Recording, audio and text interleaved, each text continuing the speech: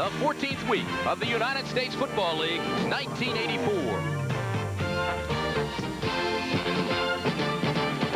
Today's game has the Philadelphia Stars and the defending champion Michigan Panthers. It's the USFL.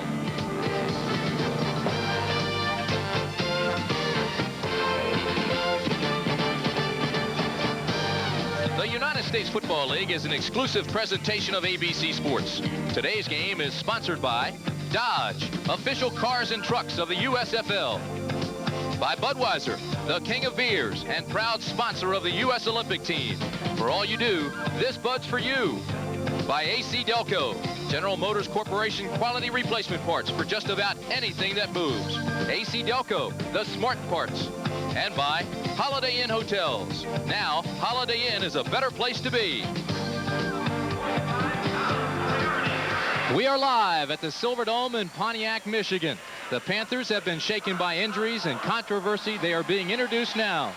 But with their backs to the wall, they have threatened to fight back today against the hottest club in the league, the Philadelphia Stars. Hello again, everybody. I'm Tim Brown, along with Lee Grosscup with you. And to beat the Stars today, they have to stop Chuck Fusina. Chuck Fusina, as we talked about in the pregame show, Tim, is really the premier quarterback in the league right now. We showed you his numbers. We showed why he's such a complete quarterback. As a winning quarterback, his numbers right now, both at the college and professional level, are 57-8. That's counting what he did at Penn State and here with the Philadelphia Stars. You know, he has thrown 27 touchdowns against just 7 interceptions this year. He has played as well as anybody in the league, and you have to think right now, Lee Grosscup, that he would be in contention for the Most Valuable Player award. Absolutely. I think if there's anyone right now who would be the favorite, you would have to look at Chuck Fusina. You know, he's a very humble person, and I spoke with him yesterday at the hotel, and I asked him if, in fact, he thinks about being this league's most valuable player. Well, it's really nice to be considered for it, because the main thing that means is that our team is winning. There's never been, I think, an MVP without a winning football team. We have some different type of players on our team who make me remember it. You know, they are constantly talking to me about it, and I think it's just the type of people they are. They've been behind me for this thing.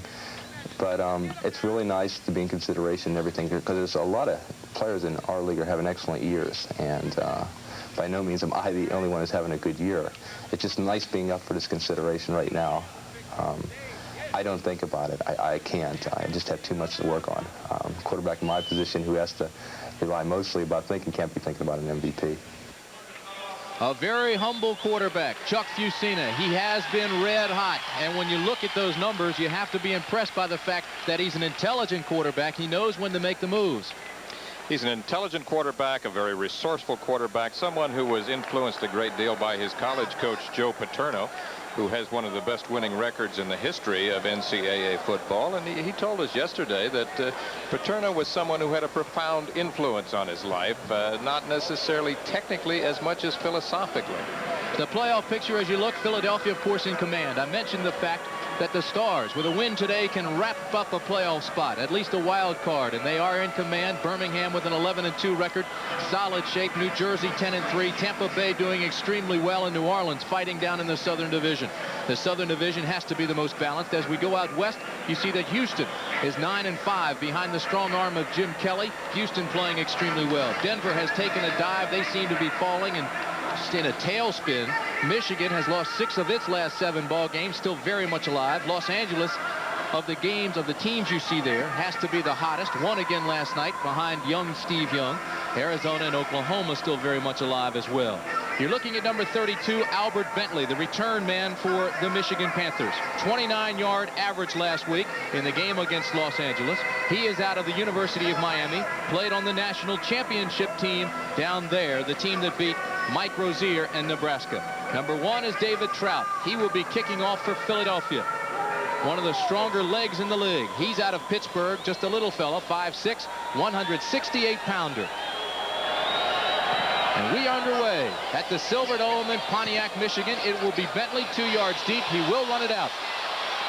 He's in trouble and will go down at the 10-yard line. So Michigan finds itself in trouble. Herbert Harris was there to make the tackle. And it'll be the offensive unit that we see first now for Michigan. The quarterback, Number 11, Bobby Hebert, the starter, last year's quarterback of the year. Ken Lacey, John Williams will be the setbacks. Without Anthony Carter, there is a lot of pressure on Derek Holloway and Walter Broughton. Mike Cobb has a streak of 33 straight games with a catch. There's the offensive line. Is Chris Godfrey 250, Tyrone McGriff 267, Wayne Rodloff at center is 265, Jeff Wiska 256, and Ray Penny, longtime Pittsburgh Steeler, 256. First down on the 10-yard line for the Panthers. Long count by Hebert. He told me yesterday he expects a lot of blitzing out of the Stars. This is Williams, right side. Good gain, 6 yards. It'll be 2nd and 4. The tackle made by Glenn Howard. George Cooper, number 56, also came over from the outside linebacker spot to assist. The defensive unit for the Philadelphia Stars is a good one. Buddy Moore, Pete Kugler, Don Fielder, your 3 down linemen. They have 4 linebackers. John Bunning, the longtime pro. Glenn Howard, Sam Mills, just a little fella, but he is an active linebacker, and George Cooper. The defensive secondary has been changed a little bit. Jonathan Sutton, Garcia Lane has moved to cornerback. They have flip-flop sides with him and moved Antonio Gibson to strong safety, along with Mike Lush, number 27. Second down, call it 3.5. This is Lacey. Lacey banging his way out to the 17-yard line. Sam Mills meets him there and takes him down quickly. Sam Mills, the leading tackler on the team, number 54, to me, Tim, is really he's the guy who typifies what the United States Football League is all about. He got kicked around in the National Football League, but he has become a star here in the United States Football League. He is the leading tackler for the Stars. He has more than twice the number of tackles than any other player on the roster. Scott Warner now comes in as the 5th defensive back, and they load up front on a short yardage defense. Everybody up tight formation, 2 tight ends. This is Williams, and I don't think he made it. It'll be awfully close. Pete Kugler made penetration. Sam Mills filled, and he got a lot of help from number 27, Mike Lush.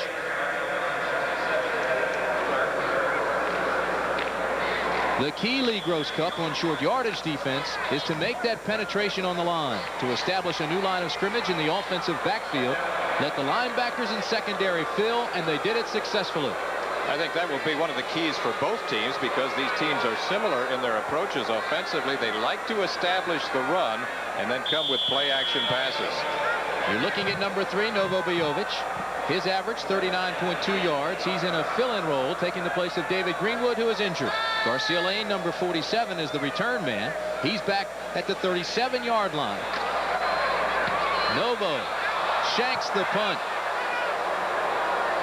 And it gets a Philadelphia roll and moves to the 34-yard line. So the Stars, who have been untouchable, unstoppable in the first half the last 7 games, get a big break as Novo Bojovic hangs his head after a 13-yard punt.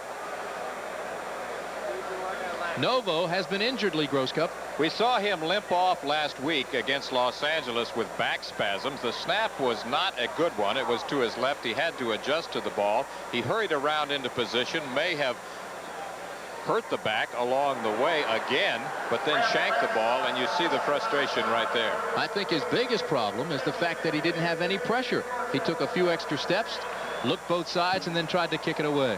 I don't think he got the ball around into the proper position, and he was not leaning forward on the kick the way a punter should.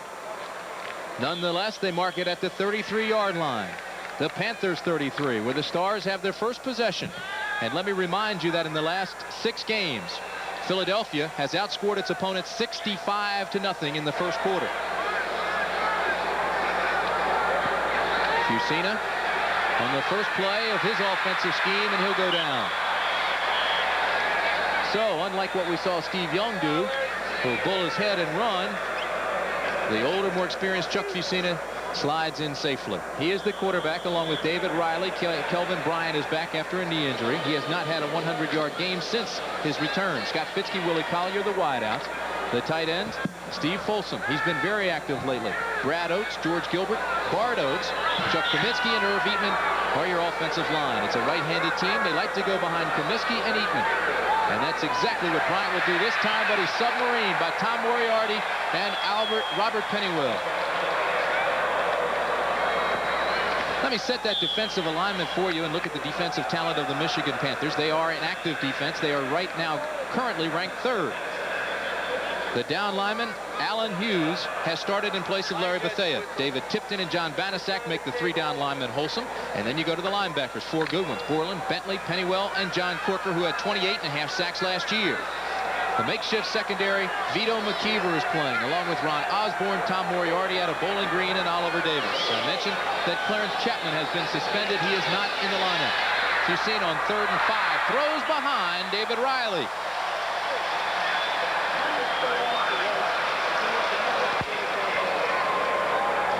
If you've seen a pressured that time by John Banaszak, number 76, straight drop back action here.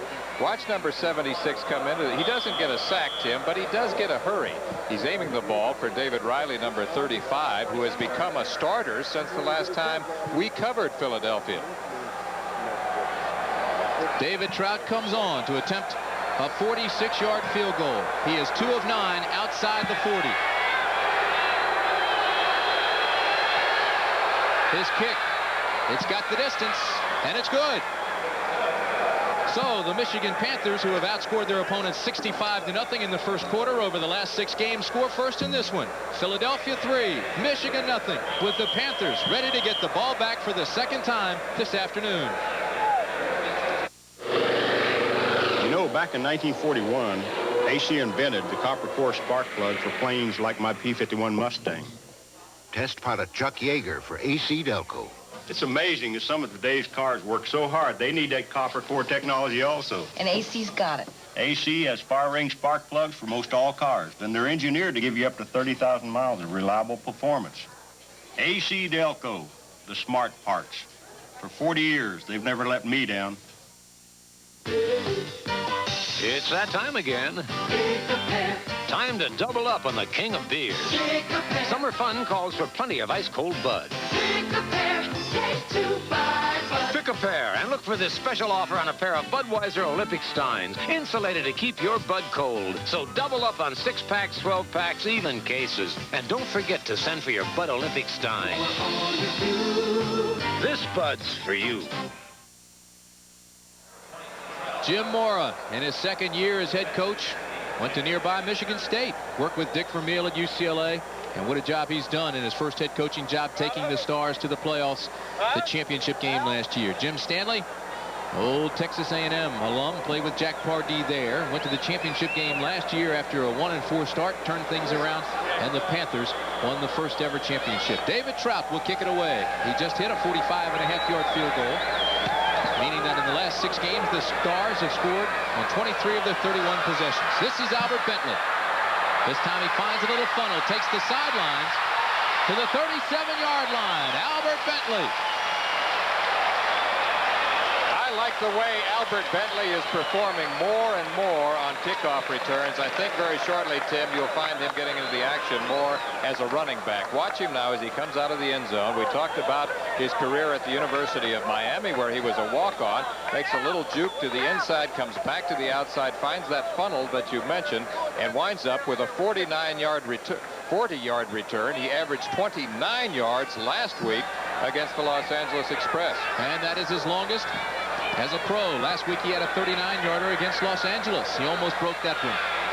Bobby Hebert, the Cajun Cannon from Cutoff, Louisiana. First down on the 37. This is Williams right side. Gets a block, cuts outside, bulls his way out near midfield. Antonio Gibson takes him down near the midfield stripe. Ray Penny had a block, but a big run by John Williams. Watch the block by number 72, the pulling right guard, Jeff Wiska. And also the work of Ray Penny as Williams comes around the right side. A good hole opens up there. And Antonio Gibson, number 23, is the man who gets the hit in the secondary. Williams has been the big play man for the Panthers in recent weeks. Holloway comes to the bottom of the screen. Anthony Allen to the top. Lacey and Williams, the setback. This is Lacey. Into the Stars territory for the first time this afternoon. George Cooper gets credit for the stop.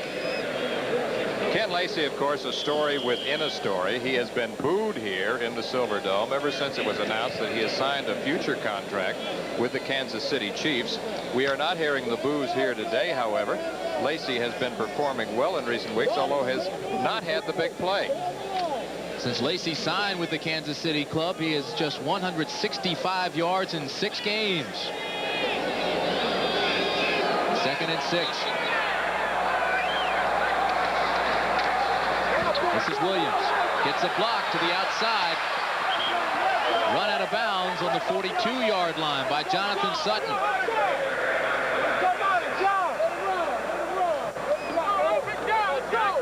John Williams has been the workhorse. Look at the numbers on him, Cupper. 715 yards for Williams coming into today's game. Watch Tyrone McGriff go to work on Sam Mills, number 54. How about that for cutting a man's feet out from under him? Williams now 4 carries for 25 yards, most of them off the right side. Either the sweep or the long trap play. Williams now 4 carries, 25 yards. 3rd and 2. Mike Cobb, the tight end, in motion. Hebert with plenty of time. Look out. Throws the interception. So Mark McCants makes the interception, and that could be the biggest factor of the day. The giveaway-takeaway ratio. Philadelphia plus 13, second in the league behind only Birmingham. Michigan minus 10, and they have been plagued by 16 interceptions in the last 7 games.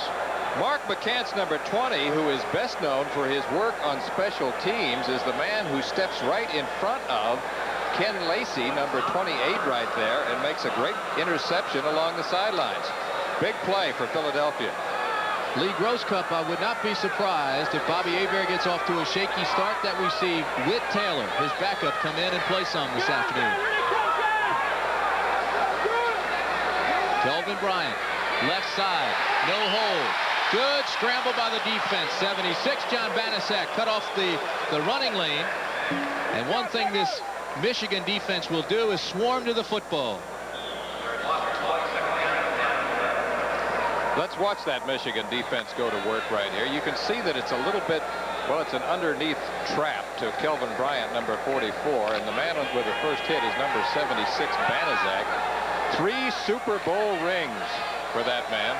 An MVP in 1 Super Bowl. And a championship ring in this league, the United States Football League. The ball's on the 36. Second. Fumble. Michigan gets it back. And even as we speak about John Banaszak, he comes up with a turnover.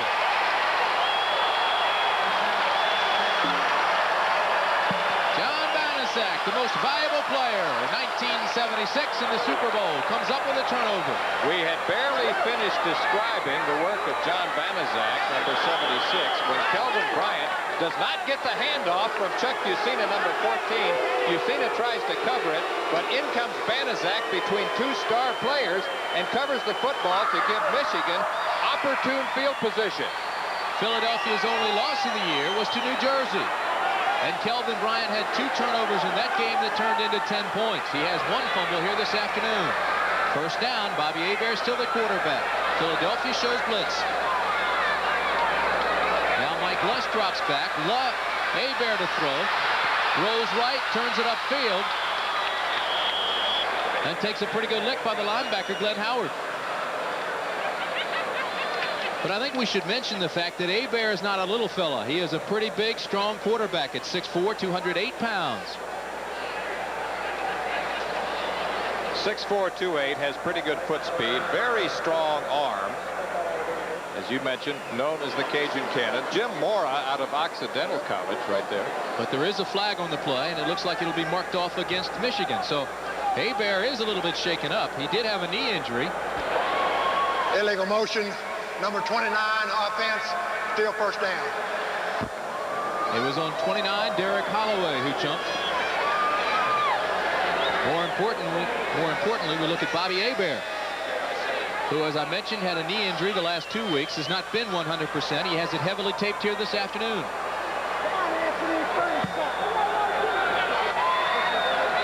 It'll be 1st and 15 from the 37-yard line. Anthony Allen, Derek Holloway are your wideouts. Hebert has Holloway, and he overthrows him.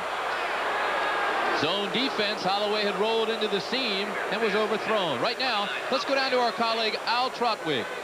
Well, Tim, after the interception, there seemed to be a sense of impending doom, but with the fumble recovery of John Banaszak, things seem to be optimistic again here. Well, we knew defensively we had to come up with the big play. That's a concept of our defense as a team defense, and I was fortunate to be in the right place at the right time. All right, John, thank you. Now it's up to the offense again. Back to you, Tim. All right, thank you, Al. Big John Banaszak. He was backing up Ronnie Padgett early in the year. He's come on very strong. He forces turnovers, plays extremely well. And he is, as you could see, a very intense football player. It is now 2nd and 15 for Hebert, and the give is to Lacey. Nothing. Well, that draws the Boo Birds. Garcia Lane, the rookie on that side, number 47, came up and filled rather nicely. He's out of Ohio State. Talented rookie out of Ohio State, 5'9", 175, one of the fastest players on the team. Ken Lacey takes a sweep handoff from Hebert, is trying to get outside. Now watch the support there on the corner by number 47, Garcia Lane, as he comes up and gets the first hit. Good pursuit along the entire line there by the Stars. Lane had the big interception against Steve Young that led to a touchdown. And Philadelphia just barely got by the LA Express. He had some trouble early in the year, then they flip-flopped him, put him on the other side. He's played well. 3rd and 15 for Hebert. Again, he overthrows Holloway, who was covered quite nicely on that side by Jonathan Sutton, number 26. And the crowd in Michigan is obviously upset with the performance of the Panthers. How soon they forget, huh? I think the quarterback position, though, Tim, is often overrated. Quarterbacks tend to get too much blame when things are going wrong, too much credit when things are going right. However, this ball is clearly overthrown as he tries to get the sideline cut to Derek Holloway, number 29. The coverage very effective by number 26, Jonathan Sutton. Novo Bojovic, a very unimpressive 13-yard punt the first time out. It's a high snap. Kicks a high spiral this time. It'll hit inside the 10, and it'll go into the end zone for a touchback. Well, Bobby Futrell had a shot at it, turned his back on the punt. This 37-yarder rolls into the end zone. They'll have it first down on the 20. AT&T is in music. How? With our people. People who can show record companies how to use our AT&T long-distance network to fill orders electronically from distributors all over the country. So the music never stops. The people of AT&T Communications. We're thinking about your business in ways you never thought of. Trying to cut your air conditioning bills in half? Dave Lennox has a better way. The Lennox Power Saver. It knows exactly how much cooling you need. Exactly? The Power Saver shifts into high speed only when it's hottest. Works on low most of the time, uses up to 50% less energy. Cut your cooling bills almost in half. In half? Exactly. Atta boy, Dave. Get all the cool for about half the cooling cost. The Power Saver. Participating Lennox dealer financing available now. Bobby Hebert 0 for 3. Philadelphia leads 3-0. We have 5:53 remaining in the first quarter from the Silverdome in Pontiac. Tim Grant and Lee Gross Cup along with you as you look at Chuck Fusina, the quarterback for the Philadelphia Stars.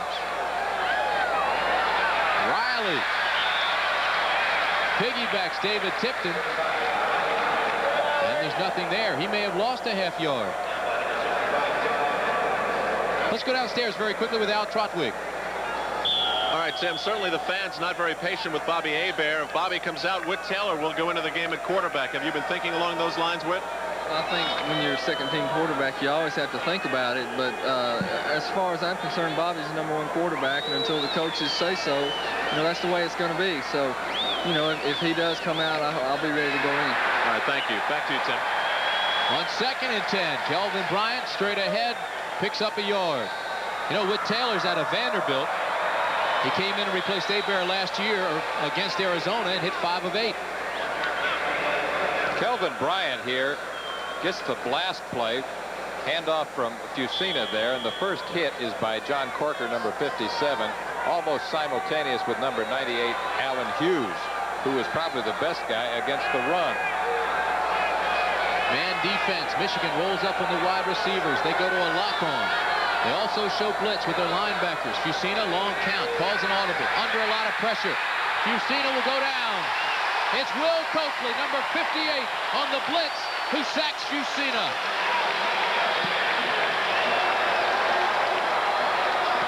Michigan has one of the best groups of linebackers you're going to see anywhere in professional football. Watch now as Coakley, number 58, comes through there on the blitz, grabs a hold of Fusina's jersey and just ropes him down. Sean Landeta punts it away. A high spiraling punt. It'll be taken by Anthony Allen up near midfield. Fumble. Michigan gets it back. I think there was interference, but there's no flag. Anthony Allen certainly wants interference. He's talking right now with the official. Sean Landeta had to punt only once last week. Let's see if it is interference. Well, he didn't signal for the fair catch, though. He still has to give at least a foot for Anthony Allen or any receiver to have a fair shot at receiving the ball. 41-yard punt. The Panthers get it back with good field position at the 40. Look how water can destroy unprotected wood, but not if it's protected with Thompson's Water Seal. Use Thompson's Water Seal waterproofer on dozens of surfaces. Brush on Thompson's for an invisible barrier that helps prevent water from entering and damaging brick, wood, and concrete. Your house isn't really protected until it's protected with Thompson's Water Seal.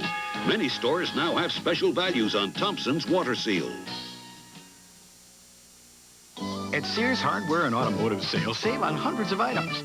Save 50% on a Craftsman 57-piece mechanics tool set. And save 50% on a Craftsman variable speed reversible drill, now $29.99. You'll save on hundreds of items for your car, too. Save 10 to 50% on a wide selection of Sears tires. And save $20 on a Sears 50 battery, now only $39.99. Sale ends Memorial Day, so hurry. There's more for your life at Sears. Monday, Robert Wagner wants to down the Concorde, Airport 79. Philadelphia leads Michigan 3-0. 4:16 remaining first quarter. Michigan has the ball on its own 41-yard line. Bobby Hebert has been booed vociferously. He has already thrown one interception in this ball game, and Michigan has squandered some opportunities. Anthony Allen, Derek Holloway, your wideouts. He looks for Holloway. It's complete. Holloway spins back up to the 48-yard line before Garcia Lane wraps him up. First completion of the day for Bobby Hebert, and that's one way to build your confidence. He throws the short hook cut to Derek Holloway along the left sideline. Short hook, deep hitch, whatever you want to call it. It's a nice way to create an immediate open field situation for a fast receiver like Derek Holloway. He, of course, out of Arkansas, where he was overshadowed in publicity by Gary Anderson there, but one of the fastest men on the team. Holloway had 2 touchdowns in the championship game against these Philadelphia Stars. Mike Lush, 27, comes up, feigns the blitz. The give is to Williams. Stiff arm, break 2 tackles, finally ridden out of bounds by Jonathan Sutton. So if there's one thing this defense does extremely well is it keeps its containment. The outside people will ride and stretch out the play and wait for inside pursuit, but they very rarely break down on the corners. Cleo Miller, longtime Cleveland Brown, 7th leading all-time rusher for the Browns. As Ice taped to his elbow right now. Hyperextended elbow. They're also working on his shoulder.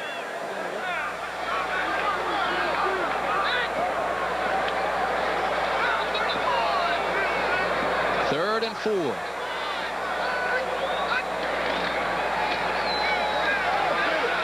Straight ahead, Ken Lacey.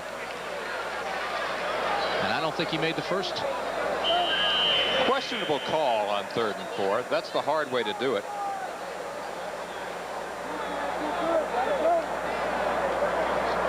Ken Lacey is a power back, but they're going right into the teeth of the Star defense. This unit, of course, Tim, known as the doghouse defense, the most effective unit in the league last year at containing opponents' scoring, and likewise in 1984. The name given, of course, by Jonathan Sutton, when the team was having problems during training camp, said the defense was always in the doghouse. So they called them the doghouse defense. They went on to be the best in the league. Just that far. Inches. Will they go for it? The crowd obviously wants it. Ray Bentley is out there, and he's telling Stanley he wants to go for it. Not a high percentage play, but it might be just the thing this club needs in a situation where they've been in such a turmoil state. They did it in the playoff game last year against the Oakland Invaders. It paid off. They went on to win that game. We have seen Jim Stanley gamble before. He is essentially conservative, but he is a man who will take calculated risks. They bring in Tony Osmond, 255-pounder, as an extra blocker. There are two tight ends, Don Eccles, Mike Cobb. They will go for it. They load up everybody. The setbacks, Williams and Lacey. Hebert has one wing. It's 88 Eccles, the tight end. It's Hebert, takes it himself, and I don't know whether he got it. He is at the bottom of the pileup. I think he did. But it's a safe call to say that he's going to be awfully close. I think he did, but just barely.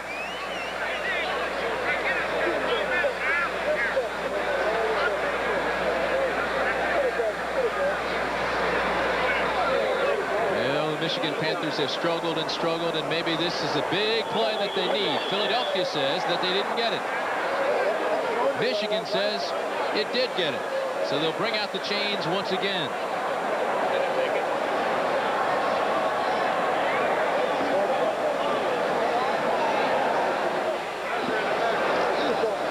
Well, they say it's a game of inches.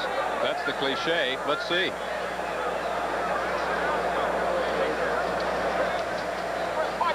Philadelphia was right. Well, it has been something that Michigan has struggled with all year. They convert on third down only 44% of the time. Fourth down, they are 1 of 3. And this wasn't one of those times. So they give the ball back at midfield to the Philadelphia Stars, to the dismay of this crowd at the Silverdome. Bad place to give the ball to the Philadelphia Stars, because this is a club that can make magic. Willie Collier comes to the bottom of the screen. Scott Fitzke to the top. The pitch back is to Kelvin Bryant, who gets a hole and bangs his way out near a first down. A great block that time by David Riley. David Riley out of West Virginia has really emerged as a top performer in recent weeks. He was particularly effective in the ball game against Birmingham. Look at him kick out there on Tom Moriarty, number 45, setting up the inside cut by Kelvin Bryant. You just made a good point. Philadelphia is opportunistic. They really take advantage of field position. They make you pay when you give them the ball in good field position. 2nd and 1, I formation. Fusina goes to the flat to his tight end, Folsom, and Folsom has a first down and then some as he's ridden out of bounds at the 30. Steve Folsom has become an active part of this lineup. Last year he hardly caught any footballs, was used primarily as a blocking back. He now has 42 receptions.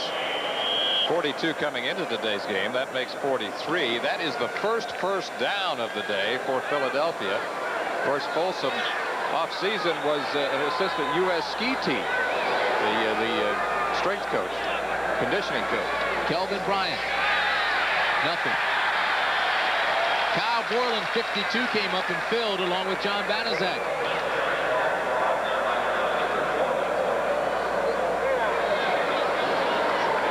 Again, watch the work of the linebacking crew of Michigan. Kyle Borland is the first man through this time as Kelvin Bryant dips inside, tries to get back outside, and they shut him down before he even hit the line of scrimmage. Kelvin needs 79 yards now for his 1,000 yards on this season. Last year's most valuable player, Kelvin Bryant.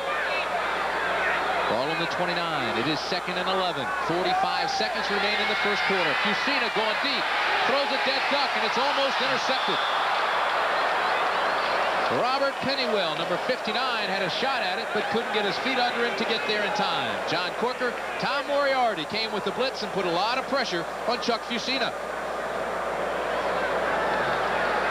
Chuck Fusina under a great deal of pressure here. Watch the linebackers again, particularly the sack man himself, John Corker, number 57, along with Tom Moriarty coming on the safety blitz. They were really in Chuck Fusina's face, and as a result of that, he did throw a wounded duck.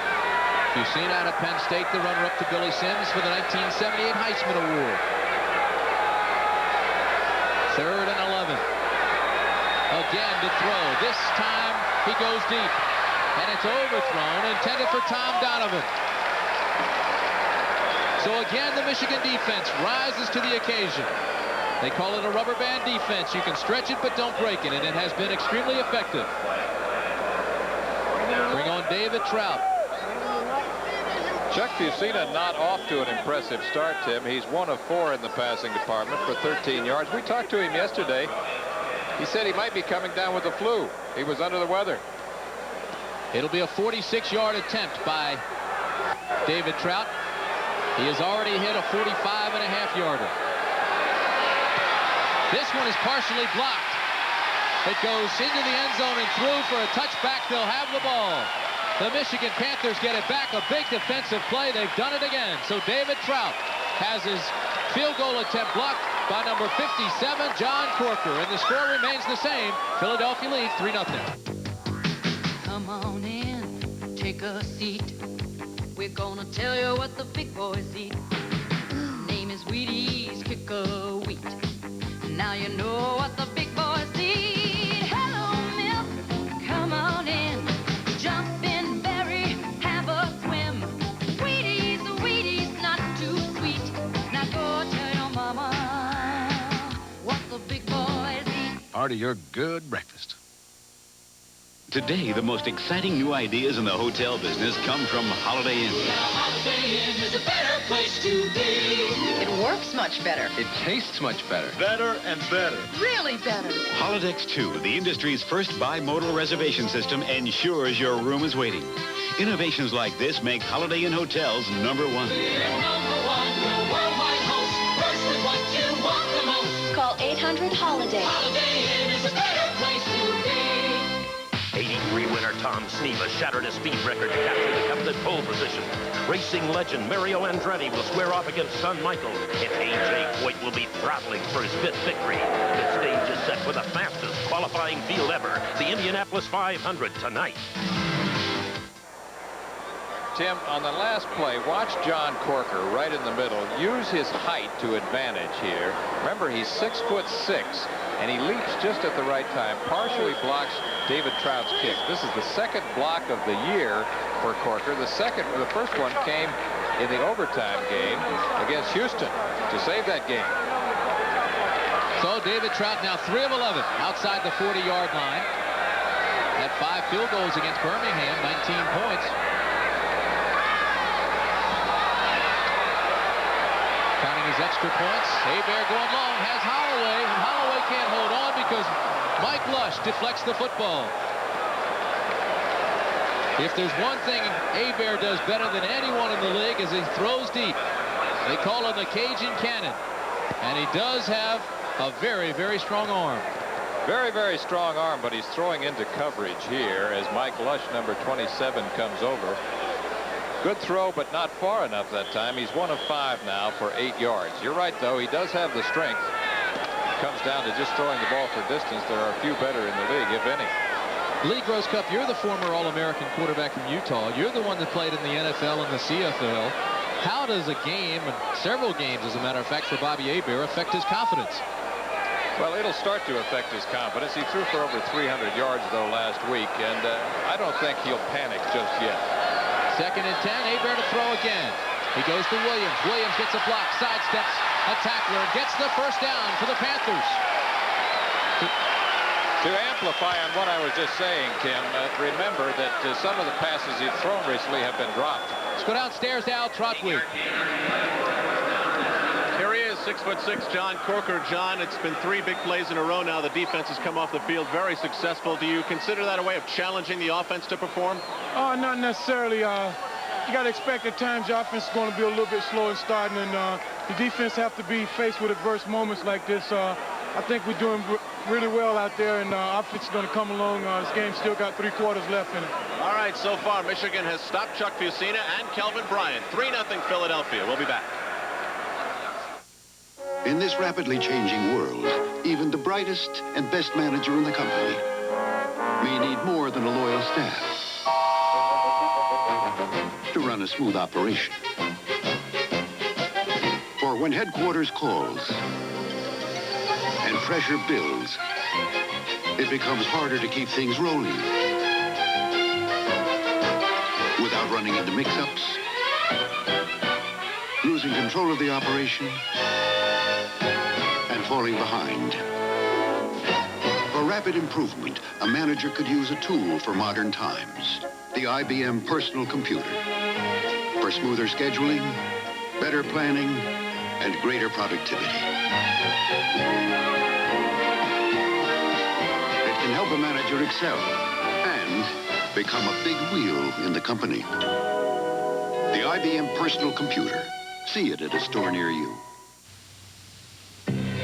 Think about time. Is so much of it really necessary to Beechwood Age Budweiser? Think about ingredients. Why demand only the very best? Why search for the best of the good earth? Why? Because that's what it takes to create the quality taste of Budweiser. Quality taste. Think about that. That's what people want from a cold glass of beer. And this is the one they want. For quality. For the way it tastes.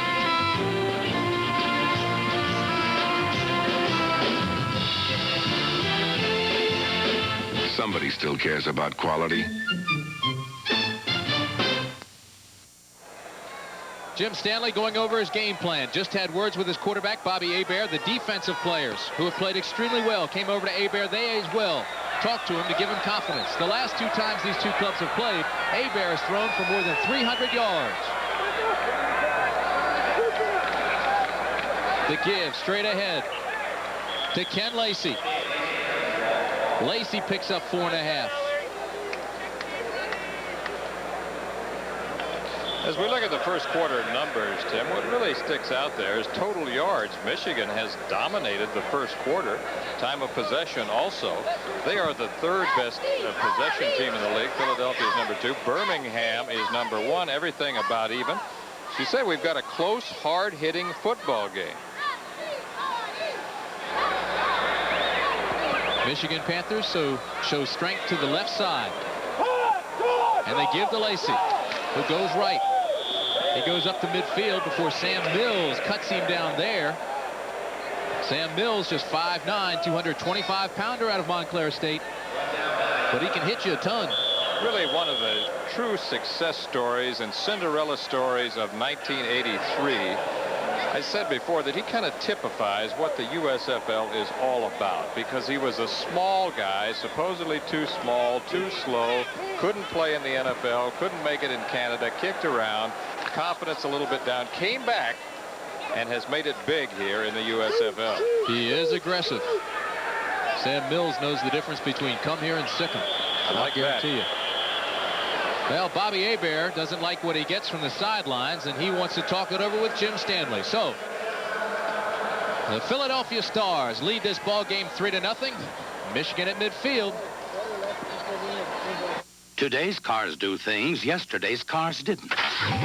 Please fasten seatbelt. Their smaller, higher revving engines begin to break down an oil's viscosity within 1,500 miles. But tests show Castrol suffers no significant loss of viscosity even after 5,000 miles. So listen to your car. Exceeding recommended RPM. It may be telling you something. Castrol, engineered for smaller cars. Nearly 4 hours. That's how long it took us to paint this room with a roller. Then we painted it in less than 1 hour with the new Wagner Power Roller. A living room that took nearly 7 hours. The Wagner Power Roller finished in less than 3. The Power Roller pumps paint straight from the can to the roller or to any of several optional accessories. Why waste your time painting a pan when you could be painting your walls instead? The Wagner Power Roller, the right tool for painting. Bobby Hebert has conferred with his head coach, Jim Stanley. He is back with his team now at the 40-yard line. The Panthers have the ball at midfield, where it'll be 3rd down and a short 5, call it 4. those ladies just known simply as the Michigan Panther cheerleaders. They did not have a name. Novo Bojovic married one of those lovely ladies earlier this season.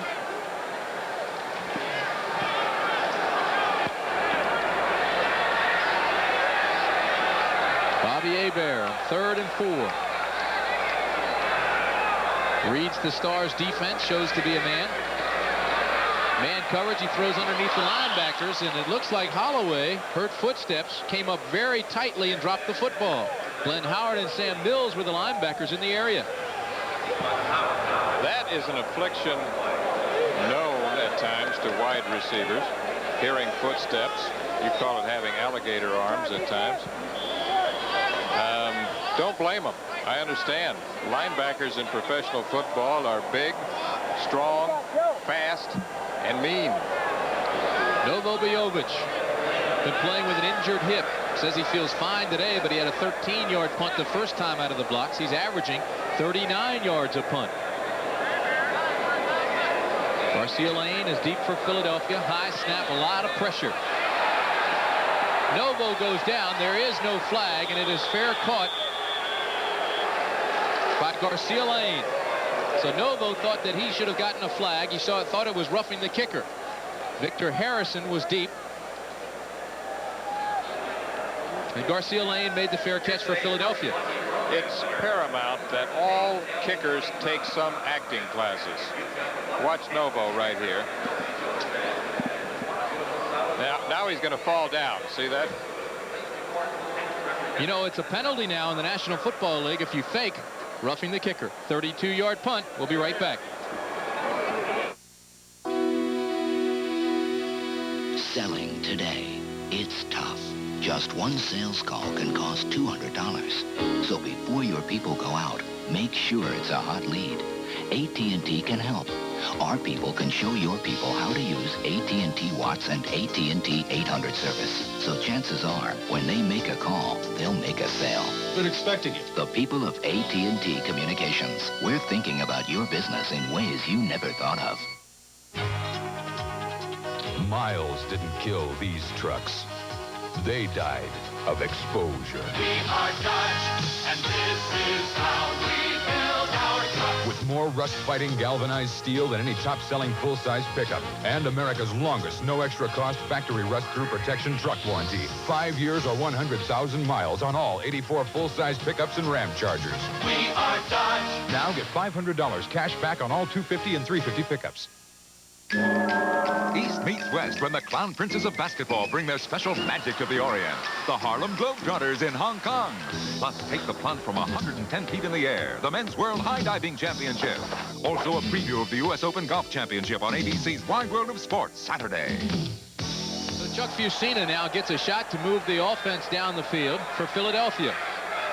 In the last 6 games, they have scored on 23 of 31 possessions in the first half.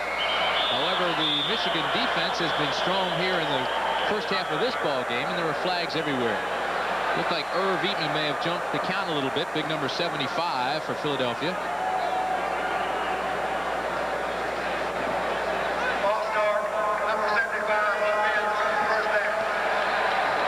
It is against Philadelphia. You know, I had a long talk League Rose Cup with John Corker Friday. Corker was saying, forget all the contract disputes and the injuries. Forget the suspensions and the turnovers we've had. Let's play football. We can beat the Stars.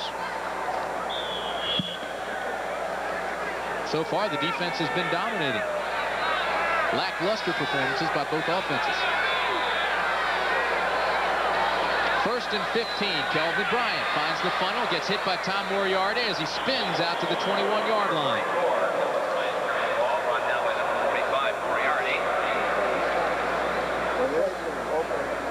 Tom Moriarty, 6'1", 188-pounder out of Bowling Green. Starting his 3rd game here today. Because of the injury to David Greenwood.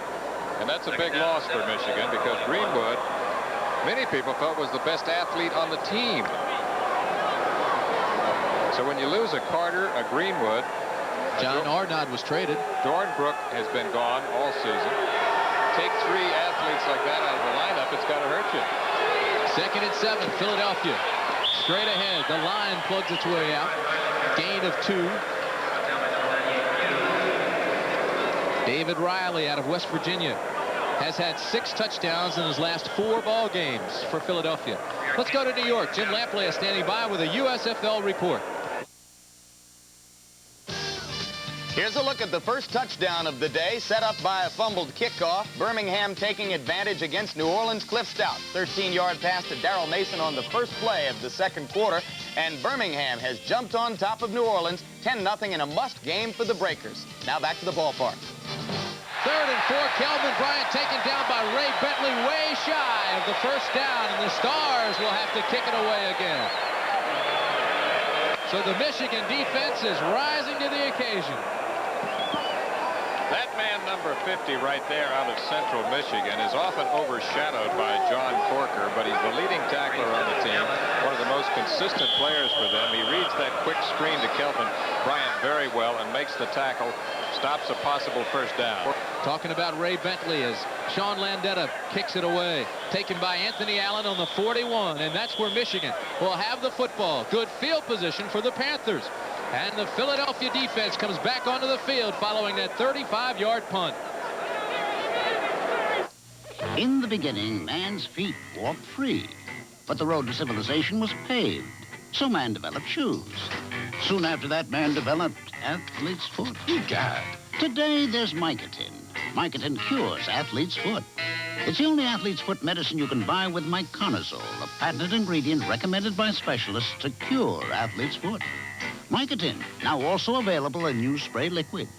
Use the Mycotin coupon in your Sunday paper. How many gallons of paint will it take to cover my house? Ask Sherwin-Williams. How can I paint my house without using my whole vacation? Ask Sherwin-Williams. At your Sherwin-Williams store, we have the answers to your painting and decorating needs. Right now, save time and dollars with the Wagner Airless Power Painter Kit. Just $99.99. A $40 savings. Next time. Try to remember. When you checked in, the guy said it's simple, nothing to it. Room 343 is up 2 flights, down 1, did that. Turn right by the ice machine, through the swinging doors, did that. By the Jefferson room. Did that. This must be it. Great. Next time, Ramada, where they know how to take care of business. Coming up, exclusive same-day primetime coverage of the Indianapolis 500. 9 o'clock Eastern, 8 o'clock Central Time. Tom Sneva is this year's pole sitter with a record speed of 210 miles per hour. Mario Andretti and his son Michael will be in the field, along with Al Unser Sr. and his son Al Jr. They'll all be a part of the field. The Indianapolis 500 on ABC. 1st and 10 for Bobby Hebert. Anthony Allen, Derek Holloway are his wideouts. This is John Williams. Looks for a block from Mike Cobb, takes it around the corner. Picks up a few yards before Garcia Lane runs him out, the rookie from Ohio State. Got that block on the corner, not only from Cobb, but Jeff Wiska helped him out. Well, if you like wide-open offensive football, this game hasn't really been too eventful so far, Tim Brandt. But a guy like you, who was a linebacker, you got to be loving it because they are really hitting today. Well, you've got one of the most active, one of the most complicated defensive schemes that you'll see in this league from the Michigan Panthers. They'll run some combination defenses. They like to load up. They'll blitz you. They'll play games up front. Man to one side, zone to the backside. Philadelphia, too, is an active defense, and they'll blitz a lot. They're showing blitz right now. Mike Lush loads up like he's going to come. Does. Now he drops back. Long count by Hebert. Ken Lacey cuts back against the grain, has close to a first down for the Panthers. The thing about Philadelphia is that they show blitz a lot, but then they come out of that. And they mix their coverages. They have multiple fronts, and they'll mix their coverage a lot in the secondary. Philadelphia has improved its secondary a great deal by moving Jonathan Sutton to one side. They took Antonio Gibson from the corner, where he had some tough times last year, and he's become an extremely tough, strong safety. Fills well, covers extremely well. They have the rookie 47, Garcia Lane, flip-flopped him after he had some problems, and now they found the right combination, and it's a strong secondary for the Stars. 1st and 10 for Bobby Hebert. Play action. Hebert turns it up, has some running room. And he's close to another first down.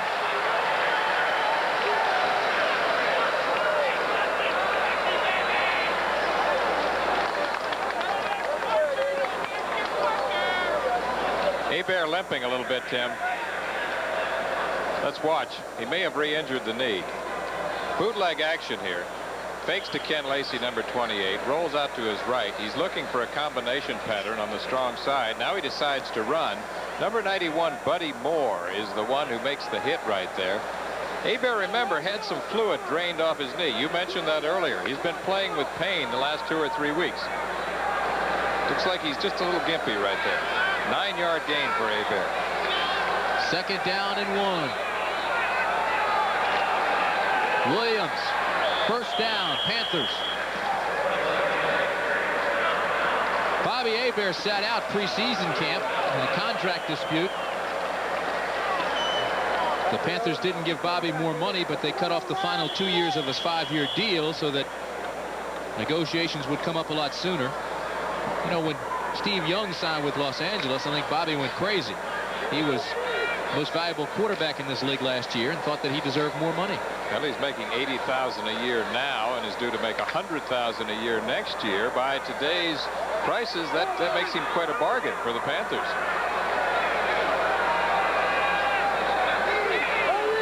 First and 10 from the 28. Hebert to throw. With time. Goes deep. Intended for Holloway, and it's overthrown. Good coverage out there by the rookie Garcia Lane.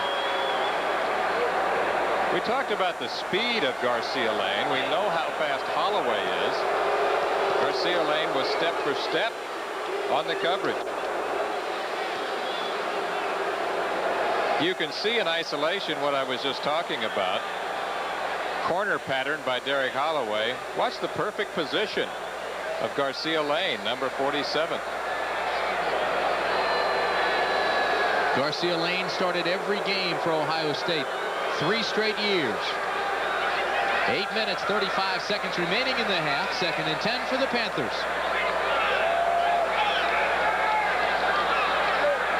Holloway and Anthony Allen are your wideouts, and the ball is loose. Philadelphia picks it up. George Cooper can't advance the fumble, so number 56 will have to bring the ball back. But nonetheless, it'll be Philadelphia ball on the 45-yard line in Michigan territory. So turnovers continue to plague the Michigan Panthers. They are -10 in the takeaway giveaway ratio, and that has been the single most dominating factor when they've lost 6 of their last 7. There it is again. The ball is stripped right there by Glenn Howard, number 51. And now it's picked up by George Cooper, number 56. But the ball was whistled in.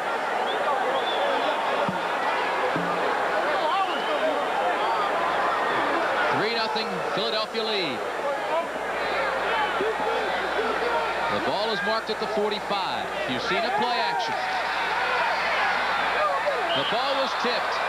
Intended for David Riley, but John Banaszak got a big paw on it. John Banaszak has been busy today, both against the run and as a pass rusher. Banaszak is 6'3", 244 pounds, like a big bear down in that line.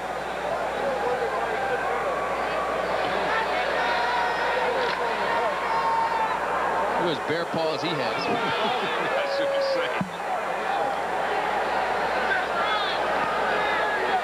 Second and 10 from the 45. Panthers show blitz. Now they roll back.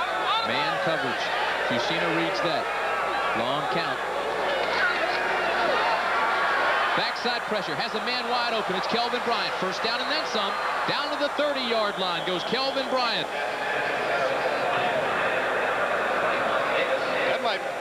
That might be the best pass of the day for Chuck Fusina to Kelvin Bryant. Glenn Howard playing an outstanding game for the Stars on defense. Right now he's without Trotwig.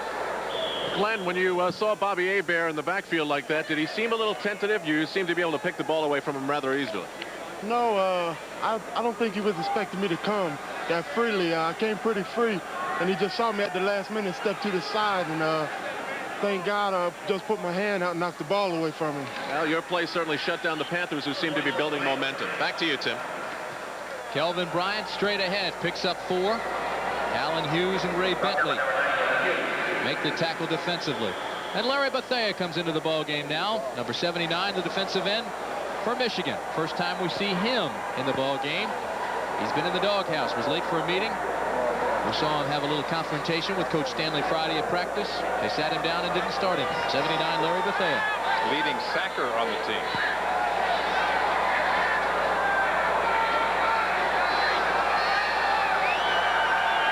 Philadelphia needs 8 yards for the first, and they won't get it on this play.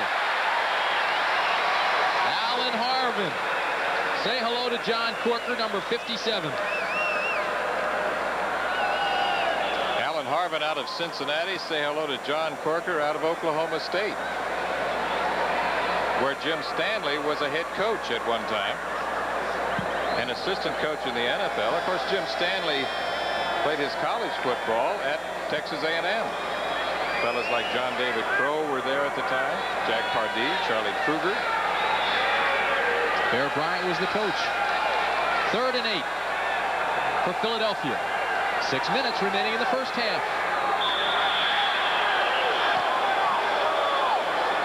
And both teams now have some words. Fusina wanted a timeout. Michigan was showing blitz, and they came with it anyway. So now tempers flare. Corker's upset at the call. They're going to call offsides Michigan. Getting in the swing of things. Now Corker's beside himself, and I don't blame him. Fusina put the timeout sign up. The official hadn't blown his whistle. And when he yelled time, he walked away from center, and the blitz came. Well, now they'll mark it back against Philadelphia, so Corker will calm down a little bit. Number 14 to the offense. There it is. There's Chuck Fusina signaling. Here comes the penetration. Well, they called a delay on the Stars. They finally give him the timeout. Bart Oates held on to the football at center. Timeout. Philadelphia. Take a look at John Corker from this angle. Ladies and gentlemen, the winner of the new 1984 Dodge Charger is sitting in. Delay of game was the call.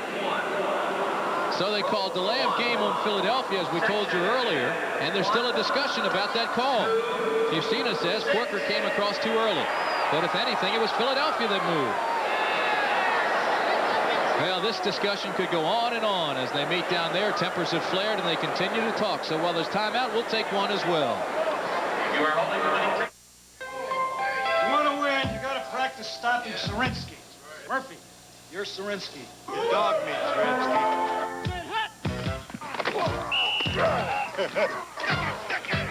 You guys getting the hang of this? Bring out your best. Your best deserves the best. Bud Light. The less filling light beer with a first name and taste. Sarinsky's got some moves, huh? The greater value in an American truck is not a compact Ranger or S10.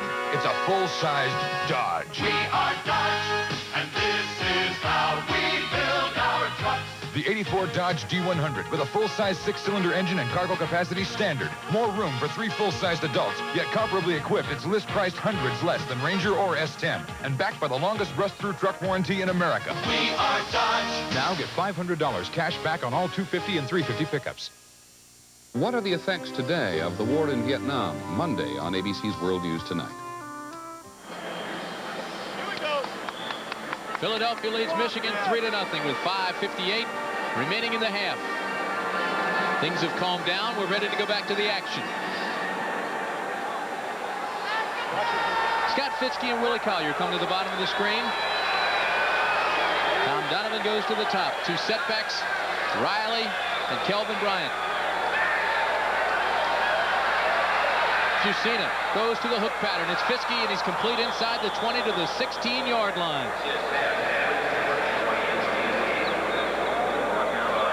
Scott Fitzke, one of Fusina's receivers at Penn State when they played together in the late 70s, is running a deep curl-in pattern here. And watch what he does. He gets right in behind number 30, or number 20 there, Futrell.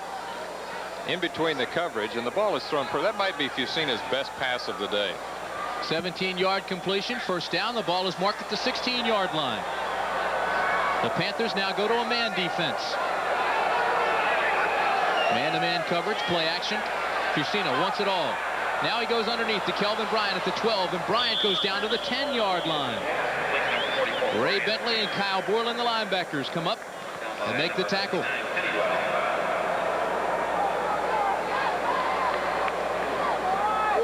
We talked a lot about Chuck Fusina at the top of the show. If we look at Jim Mora, who played his college football at Occidental, his roommate there was Jack Kemp, Congressman Jack Kemp. That was back in 1957.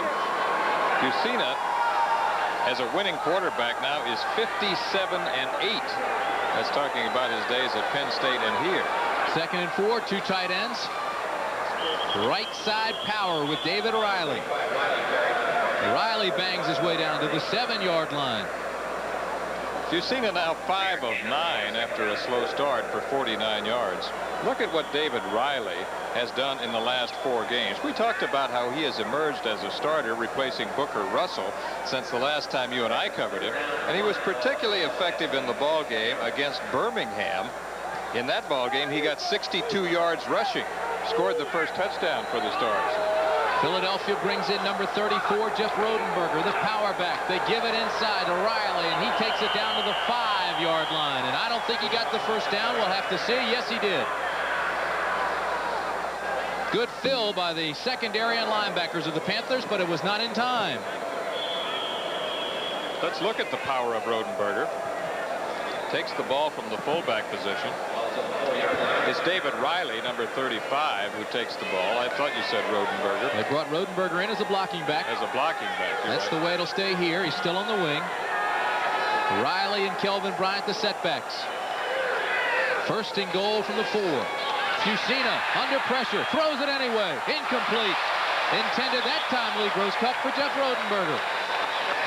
You just anticipated the play. We'll get him in there some way.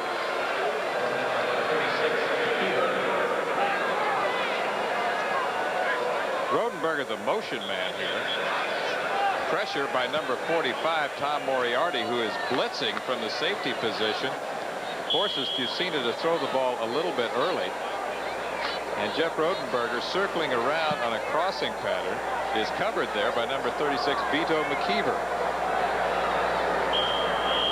Well, Chuck Fusina wants timeout now. It'll be 2nd and goal from the 4-yard line. So he'll talk things over. John Corker and Bentley will come over to talk with Jim Stanley. It'll be 2nd and goal when we come back. Making copies is a lot like breeding thoroughbreds. Start with a good line and you'll produce winners.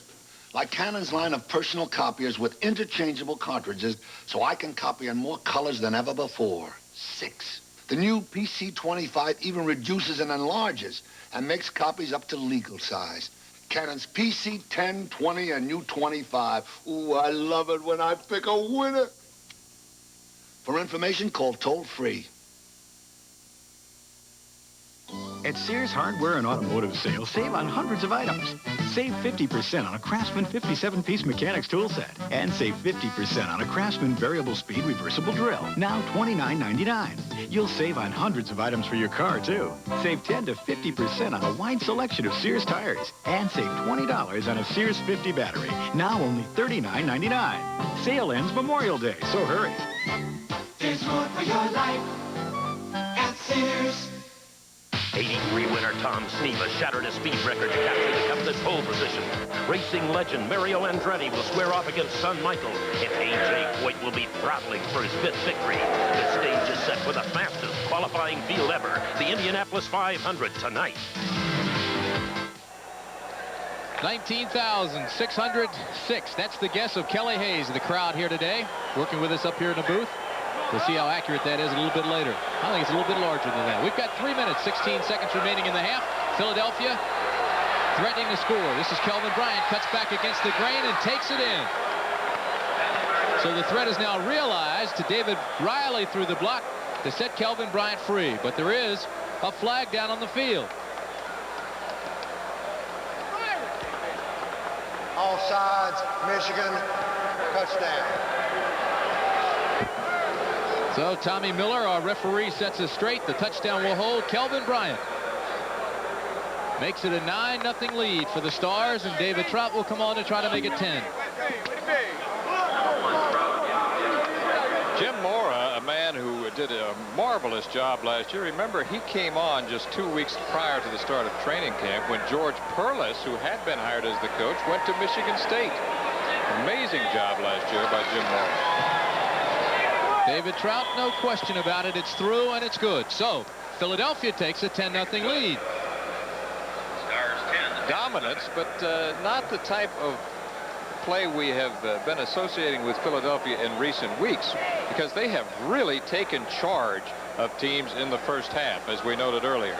Now let's see if we can see the block by David Riley, number 35. He's the lead blocker for Kelvin Bryant. Here he is on the corner. Sets it up for Kelvin to cut back inside. And then it's a waltz from there into the end zone. David Riley just took Oliver Davis completely out of the play. Just cut him. Let's see it. We lose him right there, but he did cut Oliver Davis. Kelvin starts outside, cuts back inside, churns on into the end zone. Well, the fans here getting a little bit impatient for the offense of the Michigan Panthers, and I would not be a bit surprised to see Whit Taylor come in at quarterback shortly. Well, Bobby Hebert has had a rough go of it in recent weeks. Not all of it has been his fault. A lot of passes have been dropped. There have been sacks, but he is forcing the ball at times. Other times he's taking a little too much off of it. He's throwing either too soft or too hard at times. That all goes along with confidence that you've talked about. David Trout, number 1, to kick it away. Bobby Futrell and Albert Bentley are the deep backs for the Panthers. Futrell straddles the goal line. Takes it up right side, return to the 20, and he'll go no farther. Let's go down to Al Trotwig with Chuck Fusina. Chuck, quick starts have been the order of the day for Philadelphia in the last bunch of games, yet in this game, not such a quick start. What was going on out there? Well, we've had a lot of quick starts, and Michigan's doing a great job. They're doing a lot of things, giving us a lot of different looks, and I give the credit to them. But we're coming along a little better now, and hopefully we can maintain this way the rest of the game. And the flu, your stomach problems, no problem? No, I'm fine. I really am. All right, Chuck said things weren't going so well before. Well, here we are. We're back, and it's 10-0. Back to you, Tim. Well, Fusina says he feels better. Scott Fitzke had the flu all week. Those boos were for Bobby Hebert, and to punctuate what we were just talking about, he's now 2 for 8 in the passing department for 23 yards. 17 interceptions in the last 7 games. 1st and 10 from the 20. Hebert tries to set a screen, now drops it off, and it's almost intercepted. Off the hands of John Williams, and George Cooper, number 56, almost had the interception.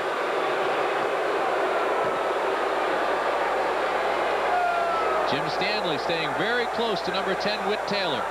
And the reason for that is Whit Taylor signals in the plays to Bobby Hebert. So that's Bobby Hebert who's looking right now at Whit Taylor. And then he goes to his wrist where he has the plays written. He'll check it, and he'll call it in the huddle. He's trying to set up a slow developing screen to number 40, John Williams, as we look again right here. He gets in a little trouble there. Can't really act out his part. Good pressure right there by George Cooper, number 56. Looked like he tried to drill the ball. On 2nd and 10 now with time. Reloads and throws deep. He's got a man wide open. It's Derek Holloway at the 30, the 20, the 10. It's a foot race. Touchdown, Michigan. Derek Holloway.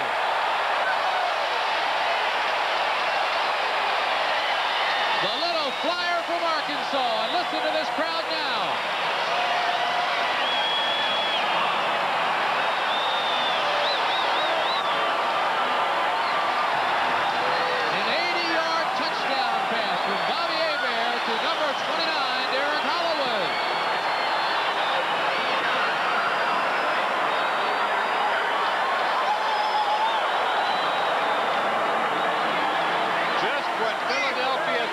Safe to ignore the big play. Along comes the man bomber, the Cajun cannon, to the flyer from Arkansas, Derek Holloway. Novoviovich adds the extra point. That'll make it a 10-7 ball game. 80-yard touchdown ties the longest touchdown pass of the year. for Bobby Hebert. He hit an 80-yarder to Walter Broughton against Tampa Bay earlier this season. Straight drop back, 7 yards. A look to the left. Now, back to the right. And he launches a missile right here. Over the shoulder. And coverage there by Jonathan Sutton. He has Sutton beat. Watch the open field capabilities right here by Derek Holloway. Loses Mike Lush with a juke step. Back to the outside. Now he has to outrun Jonathan Sutton to the corner of the end zone.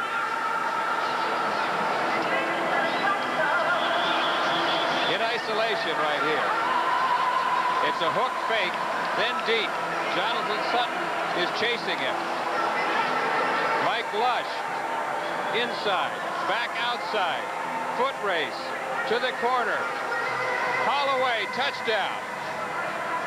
Earlier this week in the Detroit press, it was mentioned that Derek Holloway and Bobby Hebert were pointing fingers at each other. It said that Hebert was saying too many drop passes and they miss Anthony Carter too much. Holloway said, forget Anthony Carter. He's gone for the year. Let's concentrate on what we're doing now.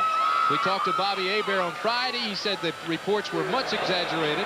The two are best friends. Obviously, they're in rhythm here after that 80-yard touchdown. How one pass can help. Hebert was 2 of 9 for 23 yards. Now 3 of 10 for 103 and 1 touchdown.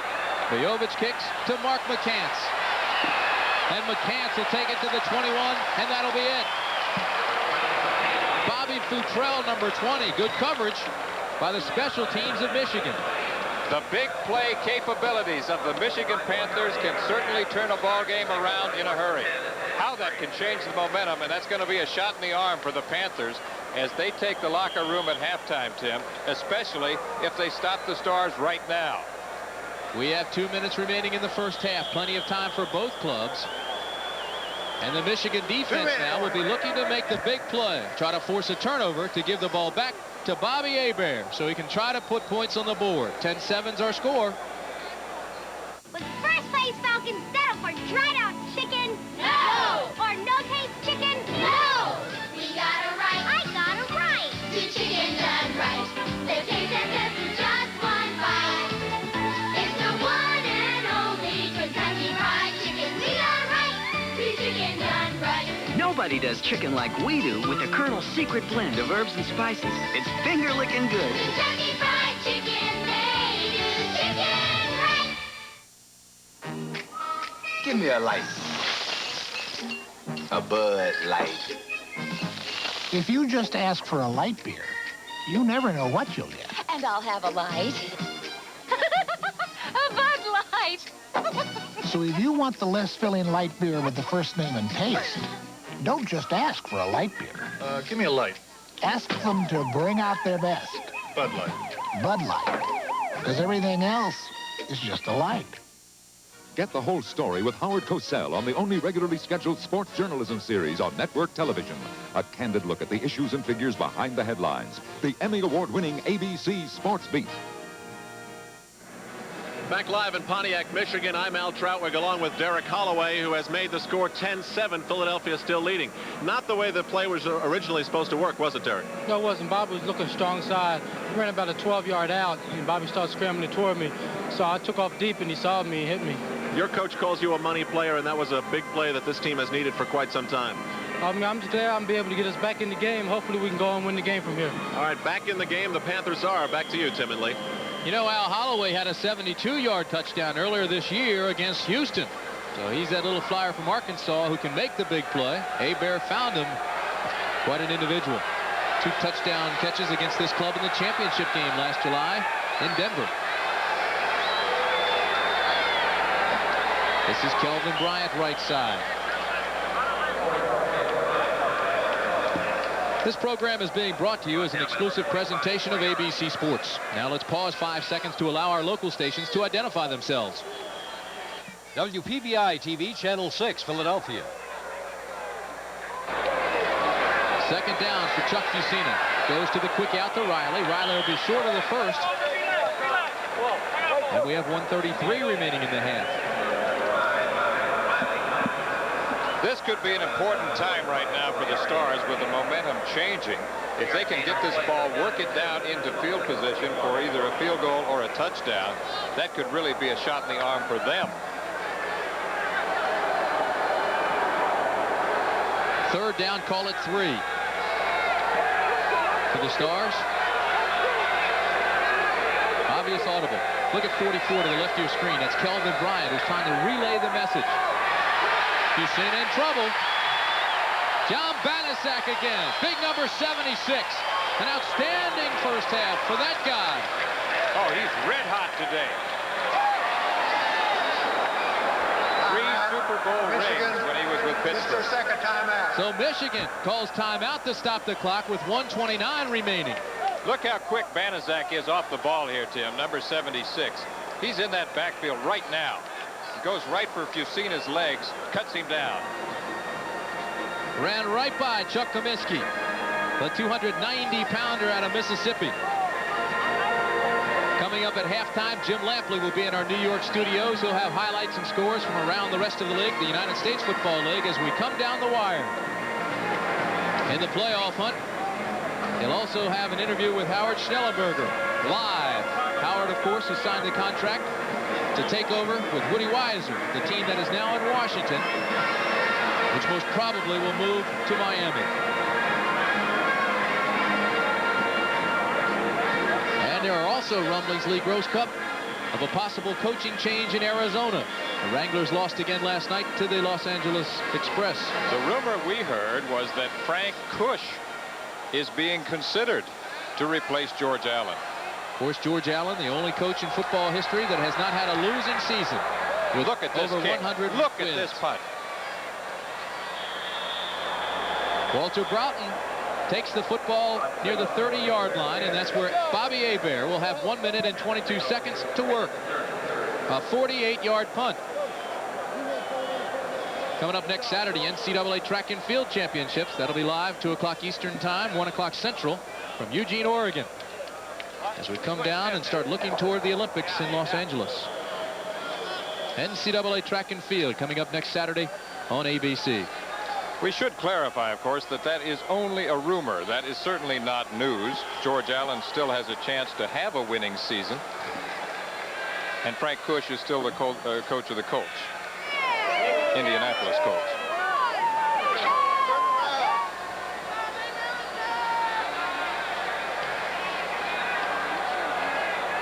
Those are the stats on Bobby Hebert. 17 interceptions, though, over the last 8 ball games. First down, with time, across the middle. The catch is made by Anthony Allen. Spectacular catch against a zone defense. George Cooper, number 56 of Philadelphia, is down. He's injured. Now he's up and he's limping. Bobby Hebert trying to get the offense back to the line of scrimmage. Bobby Hebert hot now. Play action fake. Waggle left. Leaping catch by Anthony Allen, who we saw earlier with the Los Angeles Express.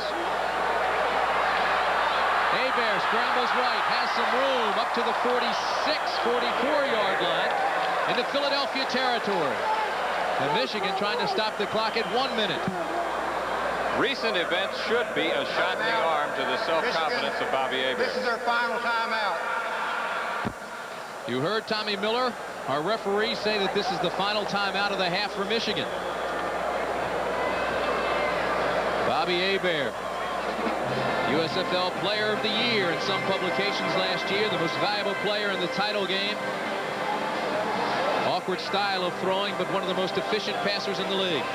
Came out, led the Panthers to a 6-0 start, then fell upon hard times, had his confidence shaken. And Michigan has lost 6 of its last 7 ball games, but he's a fighter, a competitive athlete from cut off Louisiana. His college coach, of course, was A.L. Williams, who coached both Terry Bradshaw and Joe Ferguson in high school.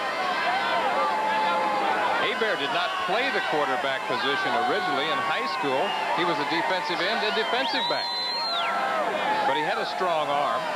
He gradually developed a good one at Northwestern State in Louisiana, and then came out of nowhere to be the player of the year in some circles, an MVP in the championship game as a rookie. You mentioned Lee Gross Cup, the combination and the chemistry that they use for the rating of quarterback in this league. Bobby Hebert, after the first 6 games, had a quarterback rating of 112. The last 7 games, his rating has dropped to 53.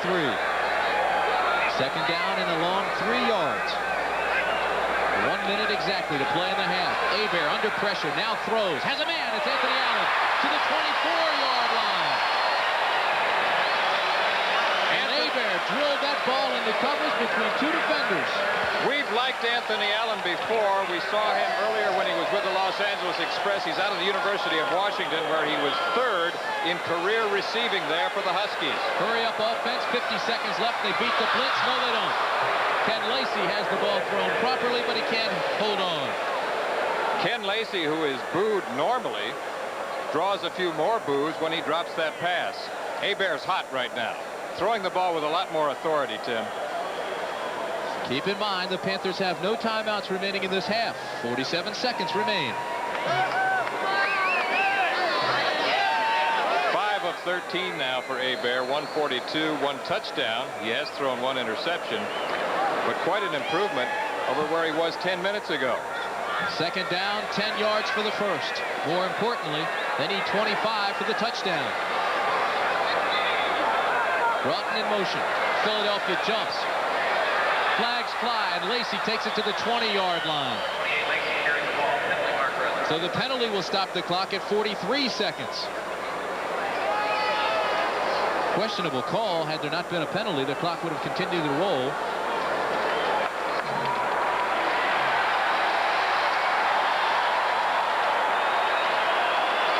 But it is against Philadelphia. The questionable call you mentioned is a draw play. Let's watch and see if we can see the infraction by Philadelphia. I think you see it clearly right there. Looked like Pete Kugler came across the neutral zone and into Michigan territory there, and they're going to call him and flag him for 5 yards. So they'll move it down a little bit closer to that Michigan goal line.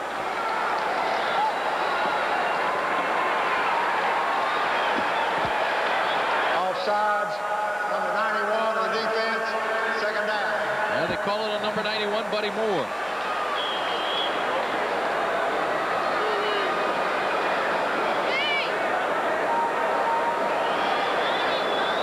There's a look at what Philadelphia's defense has done. They are the best in the league in this category. In fact, they're the only team in the league to allow under 200 total points. I think even more impressive than that is the fact that they've only given up 16 points in the first half over the last 6 games. Second and 5. Hebert throws to Williams. He's not looking. He should have been, though. Well, Hebert obviously showing the frustration that has plagued this team over the last 7 games. John Williams has been the big playman as a runner, but he has had lapses as a receiver and has either been not looking or has dropped passes in recent weeks. Albert Bentley comes into the ball game. John Williams will leave. Bentley has not been used as a ball carrier yet. In this ball game, he has only 1 carry for the season.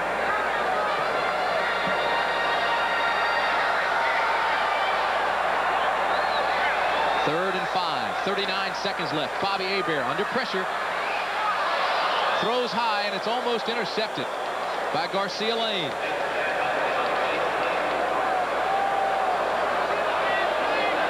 Well, even if he had anybody open that time, he didn't have time to find him. He did not have much time, but look at Anthony Allen on the right side. He ran a corner route. He was wide open. He threw the ball to the other side to Derek Holloway.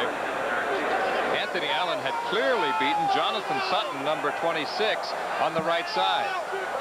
Novo Biovic, number 3, comes on to attempt a 37-yarder.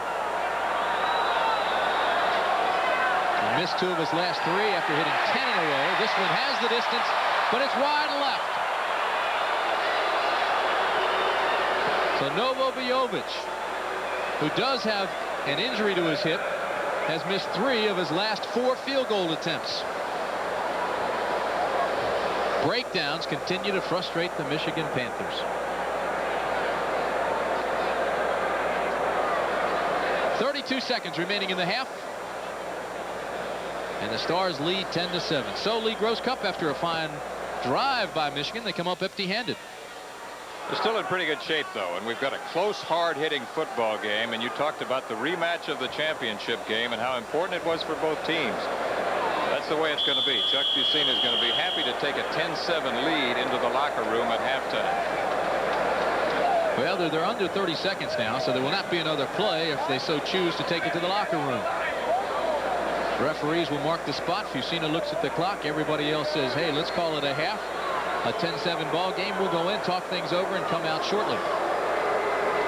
It's been a ball game where you've really had a battle of the trenches. If you like a close, hard-hitting, defense-oriented game, you've got to love this one.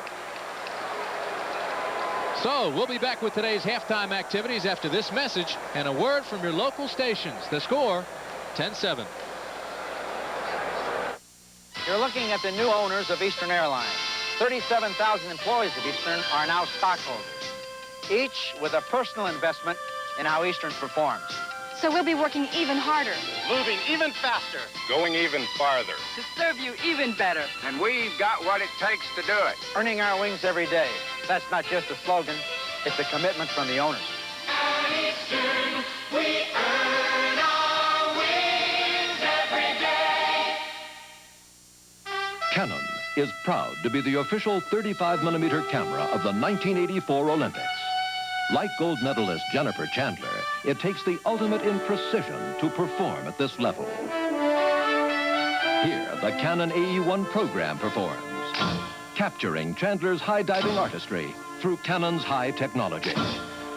And it's so simple, you flip for it. Canon's AE1 program, so advanced, it's simple. With the new AT&T card, it's more than just what you can do, it's where you can do it. When I'm at home, I use my AT&T card to charge calls to the office. At my client's office, I use it because it gives me an itemized record of all my calls. On the road, I use it because I never need coins. And when I'm in a hurry, I use it to make charge calls quickly. I can even use it to make calls with AT&T's new card caller phones. And from over 150 foreign countries. The AT&T card. It's the anywhere there's a telephone card. Tuesday. Don't be surprised if you're blown away by all the laughter. It's an all-new Power-Up Leaps and Blunders. Then Three's Company moves to a new time. My neighbor. And Jack's gonna be sore. That's her boyfriend. Good Lord! Tuesday on ABC. Behold the Doubting Thomases. They don't believe anything you tell them about cars. No way. They don't believe you can get a roomy front-wheel drive car that's affordable and gets great gas mileage, too. Impossible. Then we showed them the Toyota Corolla, the high-mileage sedan that's roomy and downright affordable. Come on, how can Corolla give you so much for so little? It's just a Toyota tradition. We believe. We believe.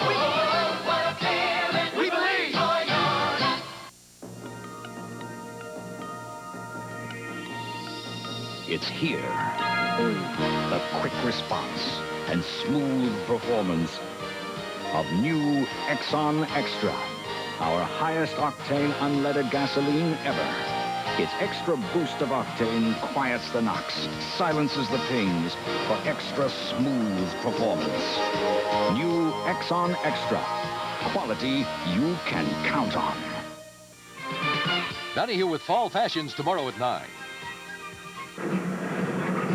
We are at halftime at the Silverdome in Pontiac, Michigan, with the Philadelphia Stars leading the defending champion Michigan Panthers 10-7. Hello again, everybody. I'm Tim Brand along with Lee Groscup. And Cupper, so far, we've seen pretty much the same type of game we saw these two clubs play in the championship last July out in Denver. Well, it's been a very physical, defense-oriented game, of course, with the exception of a couple of big plays. But it's not too surprising because these teams, as you've mentioned right along, have outstanding defenses. And because of that, it's kind of limited both offenses in the first half.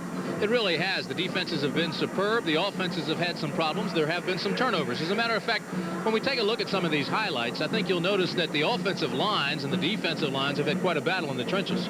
Well, it has been, and I think it's going to be more of a battle of the trenches in the second half, too.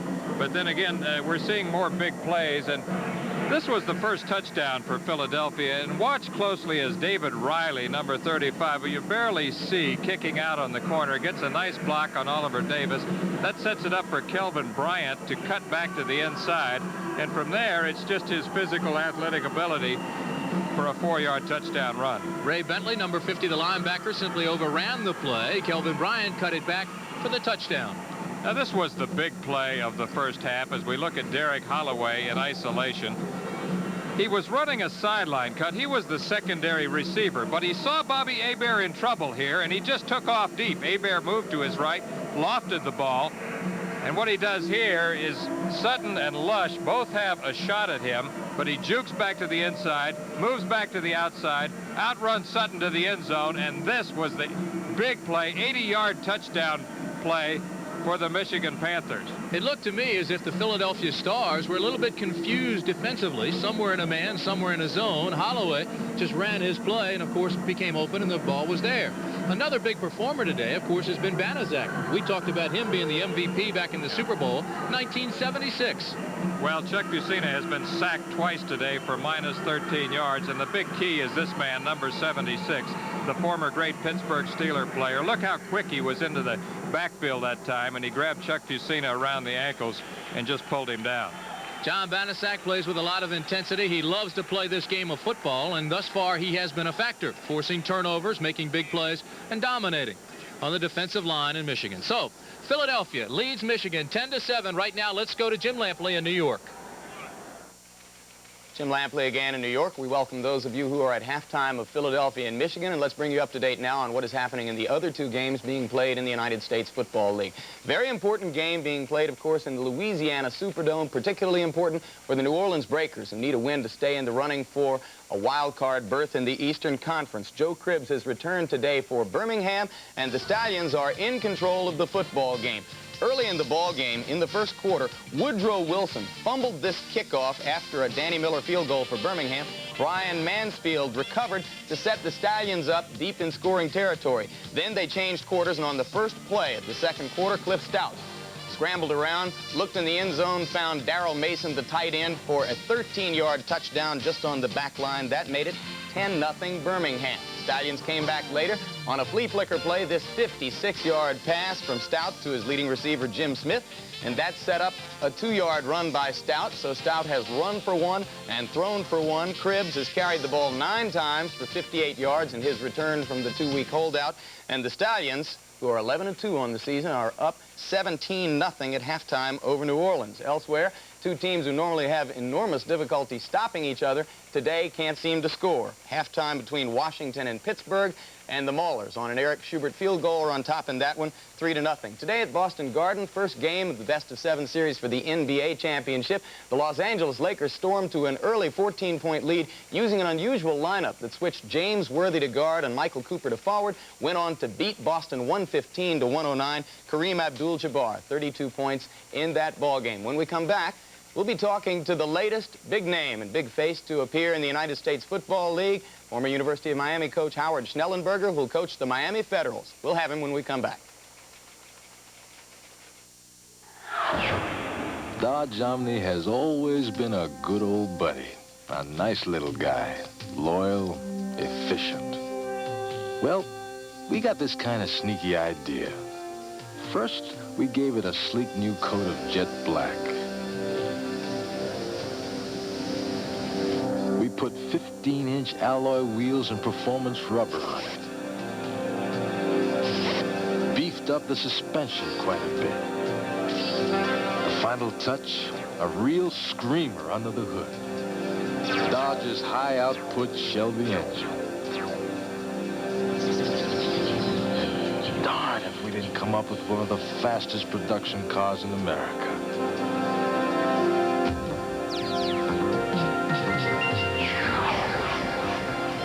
Dodge Omni GLH. No more Mr. Nice Guy. Tuesday. Just get me wired and sit back. An ABC movie special presentation. I will not give up my partners. He'd pay any price Nobody joins the force to be a criminal. to become a hero, Told you I wasn't wearing a wire. no matter how great the risk. My family gonna be safe then? Treat Williams Nobody cares about me but my partner. The Prince of the City. Starting Tuesday at 9, 8 Central and Mountain. Parental discretion is advised. As you read in your newspapers yesterday, Howard Schnellenberger, formerly coach of the University of Miami Hurricanes, will next year be the coach of the Miami Federals in the Orange Bowl in the United States Football League. Probably the last thing on the minds of Hurricane fans on the night of January 2 when Schnellenberger's team of interchangeable parts beat Nebraska to complete its improbable rise to the top of the college football heap. Howard Schnellenberger and his trademark, the always smoking pipe, are with us now live here in the studio. And first of all, Coach, I want to congratulate you on having earned the kind of contract that every head football coach dreams about. When I spoke to you last fall in the midst of Miami's great season, the University of Miami's great season, you spoke of a long-term commitment to the university which you thought separated you from the other coaches who had coached there. The obvious question now is what's happened in the intervening months to erase that commitment? Well, Jim, what I said to you back then was certainly true. I had no idea that I would not be with the University of Miami. When Mr. Weiser bought the Federals and then decided he was going to bring them to Miami, that threw a whole new situation to me, and certainly this would not have happened if it wouldn't have happened in the city of Miami. We've coached for the Dolphins, for the Hurricanes, and now whatever this team is going to be called in Miami. And I'm delighted, and I'm really looking forward to it because it's a real challenge, it's a real opportunity, and as you said, very few coaches get the opportunity to participate in management, to participate in ownership, and participate in coaching. And that combination of things just made it impossible for me to overlook this situation. It has been widely reported that you were unhappy with the university's approach to the funding of the athletic department. Is that true? Not true, Jim. I was unhappy with the fact that it's just very, very difficult to fund an athletic department at a private institution like the University of Miami is at the level that you need to be funded at. When you have to look to potential television games as part of your operating budget, and if you don't make those television games, you fall short in your operating budget, that makes it very difficult and puts a lot of pressure on the coach to be very, very successful on every week and every year. Will spring football, 95 degrees, week in and week out, play in Miami? You know, that's going to be an interesting thing. The spring months and the summer months at the university in Miami are really not that different than the fall time. And actually, I think it's going to be cooler early on than it would have been had we started in August or September. There's a real void in Miami for a professional sport in the spring. We have no baseball, we have no hockey or baseball, basketball. So this is a real natural and a real positive thing that's going to happen. We're going to afford the fans of the area an opportunity to come out and see what I think is going to be good professional football during this time of the months that they normally are doing other things, boating, fishing, golf, and those kinds of things. It's going to be hard, it's going to be a tough sell, but I think we can make it happen. It may be hard for you to answer this question briefly, but how different are you as a coach now than in the days when you were the head man with the Baltimore Colts? Well, I'm a lot older. I've been through a lot more things and now have the credentials, so to speak, of a winning coach. That's very, very important as you tackle an undertaking like this. I don't have to prove myself as a coach now. I'm recognized of having accomplished.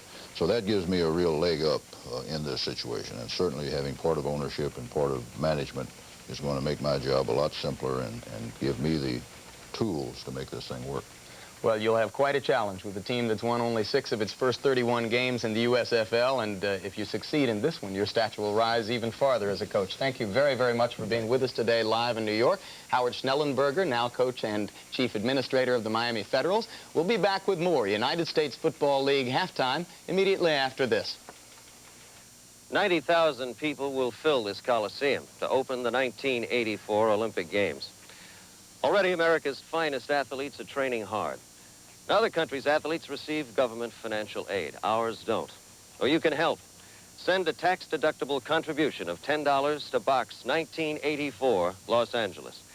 You'll receive an official Olympic poster, button, and bumper sticker. Help our kids go for the gold. Hi, I'm Lee Iacocca. My parents, and maybe yours, were among the millions who passed through Ellis Island on their way to a better life. Ellis Island and the Statue of Liberty offered the promise of freedom. For all of us, they remain symbols of what this country stands for. But now they need our help. As chairman of the Commission to Restore these historic landmarks, I want to ask you to send $1, $5, or anything you can to restore these proud symbols of our freedom. Thank you. The Philadelphia Stars can wrap up a playoff spot today with a win. They lead at halftime 10-7 over Michigan.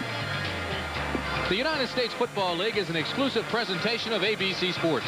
Today's game is being sponsored by Bud Light. The best has a taste all its own, satisfying but never filling. So ask for Bud Light. And by Dodge, official cars and trucks of the United States Football League. Kim, you've heard how statistics can be misleading. If you look at this number, you would think that Michigan would be winning the football game. They're trailing 10-7. But the struggling Panthers are fighting for their lives.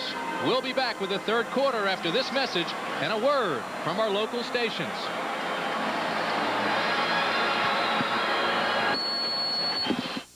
Since 1911, there's always been someone trying to outshine Simon Eyes.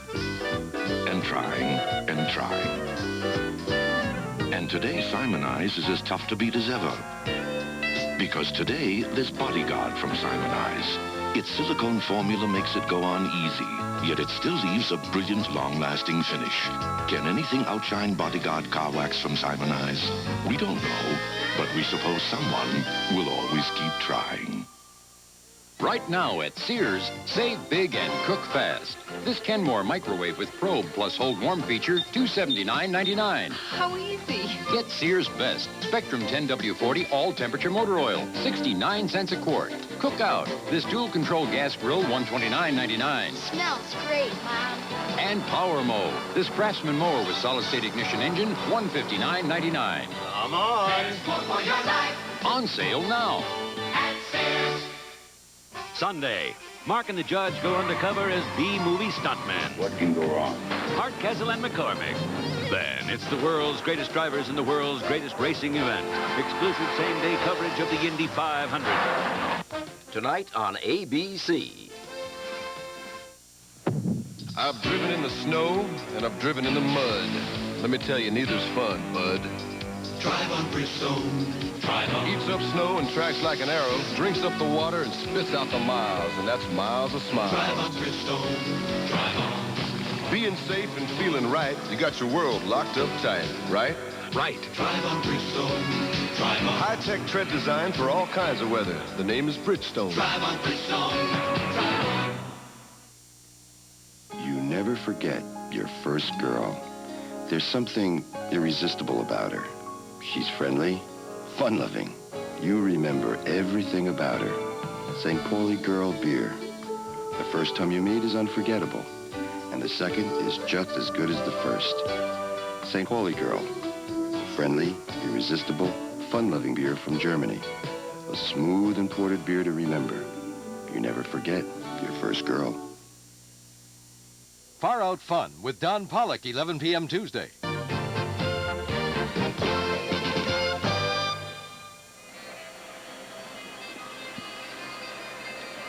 Chuck Fusina of the Philadelphia Stars, 6 for 11, 52 yards.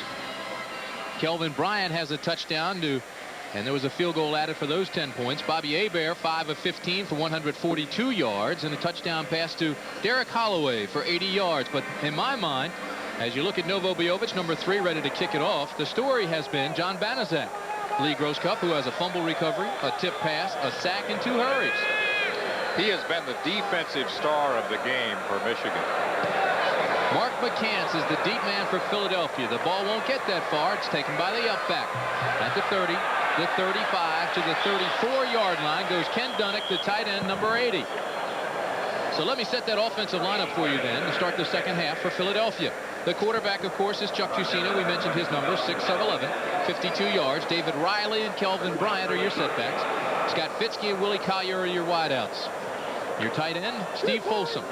Then the offensive line, Big Brad Oates, 265, George Gilbert, 270, Bart Oates, 265, Chuck Kaminsky, 290, and Irv Eatman, 271. Certainly one of the larger offensive lines in the USFL. Carry the ball. First down from the 34. The give straight ahead. Riley out across the 45, near midfield. They'll mark it at the 48-yard line. Michigan's defense that is on the field right now did such a spectacular job in the first half. Larry Bethea comes back into the ball game. The other down linemen, David Tipton and John Banaszak. The linebackers, Kyle Borland, John Corker, Ray Bentley, and Robert Pennywell. The right side, fumble. Michigan gets the football back. Turnover the Panthers. Go back to the offense. And it's John Corker, number 57, who makes the recovery. And again, it was John Banaszak who forced the fumble. What a game he's playing, Lee Grosscup. You just talked about him again. We talked about him as the defensive star of the first half. Watch him. Number 76. Left of your screen. He's in pursuit of Kelvin Bryant. Number 44. Kelvin spinning. There, he strips the ball, and number 57, John Corker, along the sidelines, covers the ball and moves 3 more steps forward. Give number 45, Tom Moriarty, an assist on that tackle. The ball in Philadelphia territory at the 47. Bobby Hebert's the quarterback. The wideouts Anthony Allen and Derek Holloway. This is John Williams. Picks up a very tough 2 yards. Sam Mills and John Bunning are there to make the tackle. There are 2 players down on the turf, both Philadelphia. Gibson is one, and John Bunning's the other.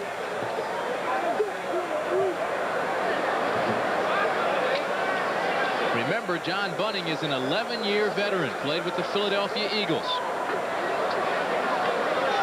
Let's go down very quickly. Al Trotwig to the sidelines.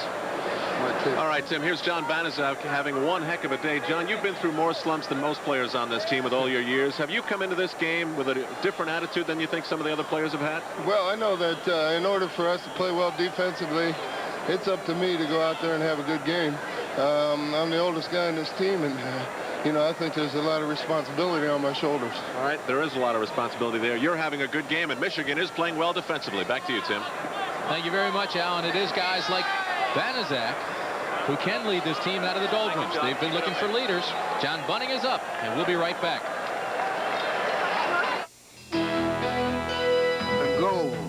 Michelob. And Michelob. Something speaks for themselves.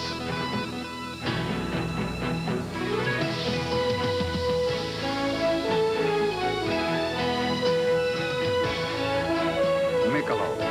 One smooth and mellow taste tells you all you need to know. Michelob. Some things speak for themselves. Miles didn't kill these trucks. They died of exposure. We are Dodge, and this is how we build our truck. With more rust-fighting galvanized steel than any top-selling full-size pickup. And America's longest, no extra-cost factory rust-through protection truck warranty. 5 years or 100,000 miles on all 84 full-size pickups and Ram Chargers. We are Dodge. Now get $500 cash back on all 250 and 350 pickups. Monday Night Baseball returns when the red-hot Toronto Blue Jays take on the supercharged Tigers, the team with the game's best star ever.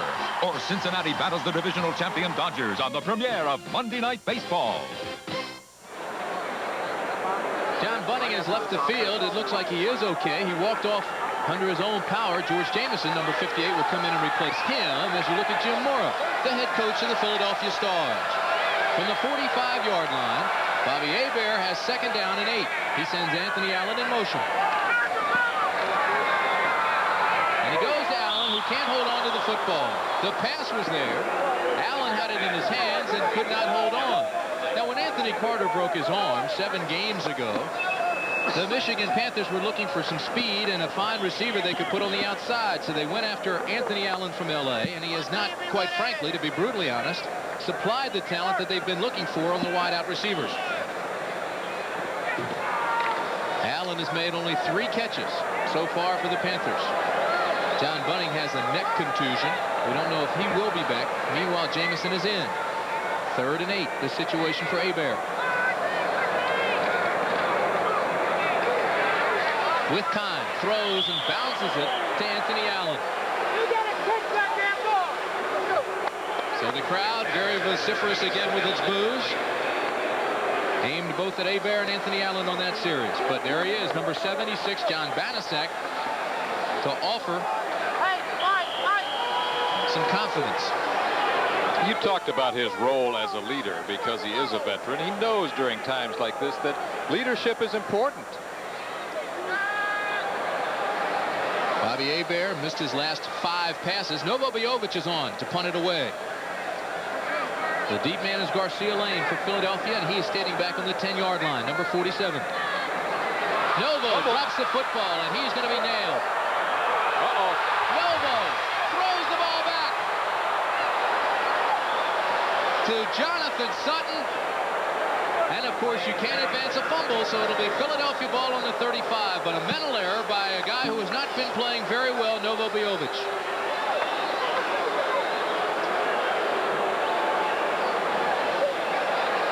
Let's watch the snap first. The snap's okay. He muffs the snap. John Corker threw it back there pretty good. 82. Victor Harrison applies the pressure. He tries to get the ball away, and it winds up in the hands of Jonathan Sutton, number 26. Ball's a little low, but it should have been fielded. John Corker threw it back there. Now watch Novo trying to run the ball. Reminds me of what Garo Yepremian did back in 1972 for the Washington Redskins in the Super Bowl. Remember that? For the Miami Dolphins? Against the Redskins. They certainly do. If Fusina has a man, it's Fitzke, hook and lateral. This is Kelvin Bryant. Touchdown, Philadelphia. The old hook and lateral.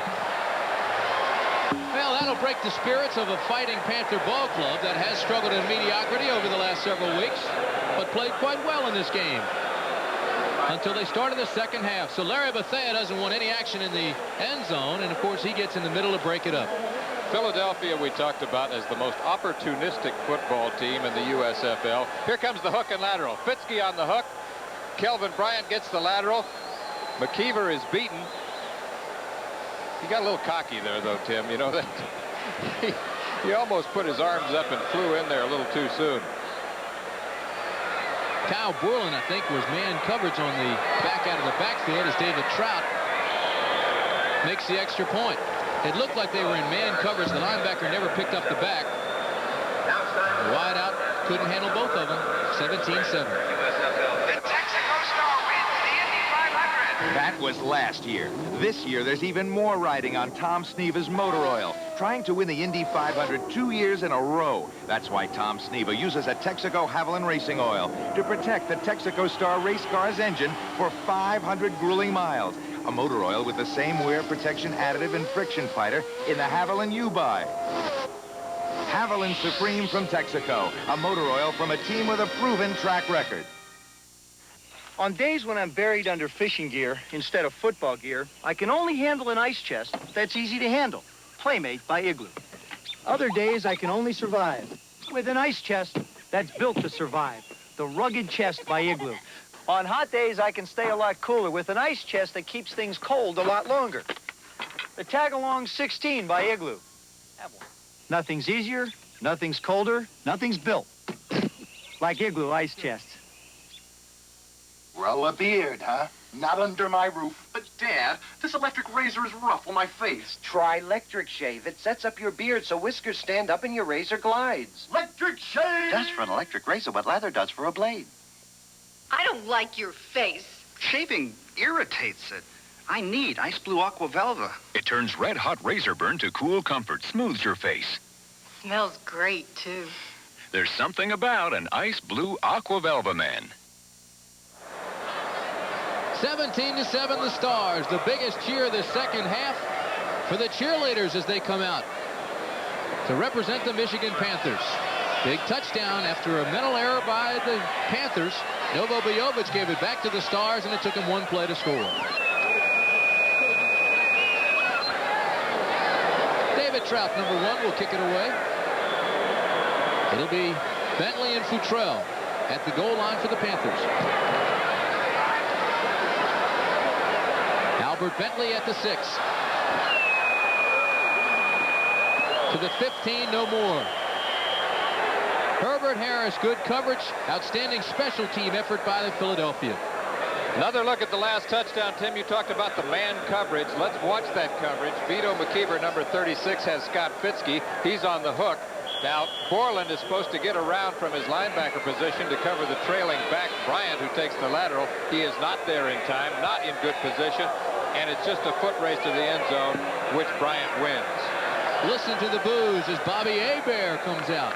He's been cold, he's been hot, he's been cold again. He has missed his last 5 passes. Anthony Allen, Derek Holloway, the wide receivers. Lacey and Williams, the setbacks. First down from the 18. Play action. Anthony Allen. Anthony Allen is nailed. They call it a completion, and they'll down it there. Well, now they say no completion. They'll take it back. So Anthony Allen had the football, but was shaken loose by Jonathan Sutton. Right now, Scott Fitzke's without Trotwick. He is with me. Scott, what did you see that Michigan was doing that that made you think that play would work? Well, early in first downs, first of all, we've been running the ball a lot, so we felt we'd come out the second half and change up a little. And we've worked on this flea flicker a little bit during the week. What they do is they're playing my side with a cover 3 zone, basically a man coverage on my side. And Kelvin coming out of the backfield running with the linebacker, and it's just those 2 guys. And if they throw me a quick pass, Kelvin's going to outrun his linebacker, and the guy came up and hit me right as I threw it, and it was Kelvin to the end zone. And of course, Kelvin's the man to finish the play. Back to you, Tim. Derek Holloway, obviously interfered with. Flags fly. And it'll be pass interference against Mike Lush and Jonathan Sutton. But one of them was there to take down the wide receiver, Derek Holloway. We'll see right here. Derek Holloway, number 29. Jonathan Sutton pushes him right there. Well, was he 5 yards? You can chuck for the first 5, can't you? Can hit him for the first 5, but I think he held on to the back of his jersey. Let's go down for the call. Interference, defense, number 26.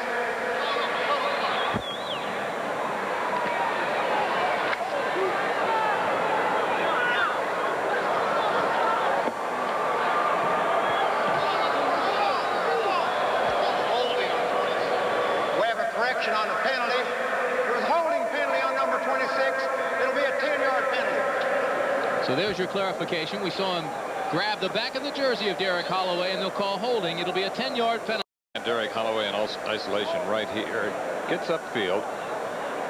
Now watch Jonathan Sutton, number 26. He does chuck him there, but like you say, he grabs a hold of the back of his jersey right there. So he's called for holding. Clarification is holding, not pass interference. Automatic first down. Automatic first down, says Tommy Miller, our referee. Holding against Jonathan Sutton. So the ball goes back to the 23-yard line, and that's where the Panthers will have it. I think this is an important series for the Michigan Panthers, Tim, for obvious reasons. 17-7 is our score. We've got 11 minutes and 13 seconds remaining in the third quarter from the Silverdome in Pontiac. Albert Bentley. And Bentley across the 30 to the 33-yard line. That's his first carry as a professional. I'm talking about from the line of scrimmage. Got some good blocks on the right side. They cleaned out the linebackers, cut off the corner, and Bentley took the corner for his own. Frankly, I'm glad to see him in action because I have liked the way he's looked on returns. He averaged 29 yards last week against the Los Angeles Express. Of course, he had a great career at Miami. He was a walk-on there. Played with Kozar and Kelly during his time at Miami. 10 yards on the carry for Bentley. He was drafted by the Blitz. His rights were obtained for John Arnott here in Michigan. The fake to Bentley. Play action. Going deep. Hebert now is intended for Holloway, and it'll be intercepted by Mike Lush. That will bring out the Boo Birds. It does. I think it will also bring out Whit Taylor, the backup quarterback.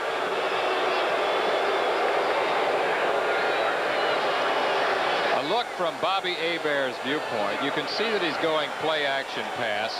Little misdirection fake. Sets up at 8 yards, looks deep. He's trying to find Derek Holloway. You can see that he was pressured. Now from Holloway's viewpoint. Streak or fly pattern. He's just trying to outrun Jonathan Sutton. Mike Lush is playing center field right there. Hebert threw the ball too much to the inside. Lush was right there. 18 interceptions in his last 8 games. That's more interceptions than Bobby Hebert had all last year. Fusina going to his tight end, Folsom. First down, Philadelphia. Bobby Hebert has missed his last 7 passes. He is now 5 of 19 for 142 yards and 2 interceptions. He's cold. Chuck Fusina is getting hot. That pass to Steve Folsom was a beauty along the right sideline. Folsom tied for the league, the leadership in receptions coming into today's game. He and Willie Collier both had 42 as of today. So we'll mark that up to be 44 receptions now for the tight end. This is Kelvin Bryant. He may lose a yard. David Tipton, John Corker. And guess who? John Banaszak. Wow, what a day he's having. Big Dave Tipton. Quite a story. Kicked around the National Football League, couldn't catch on with any of the teams, went up to the Canadian Football League, was released there and started working in the mines. Got a call, they pulled him back out of the coal mines, and now he's found a job as the team leader and captain of the defense of the Michigan Panthers. I asked him Friday what it would take to get this club turned around. He said, oh, a great big stick. Like that. Kelvin Bryant to midfield. Kelvin Bryant to the 46-yard line.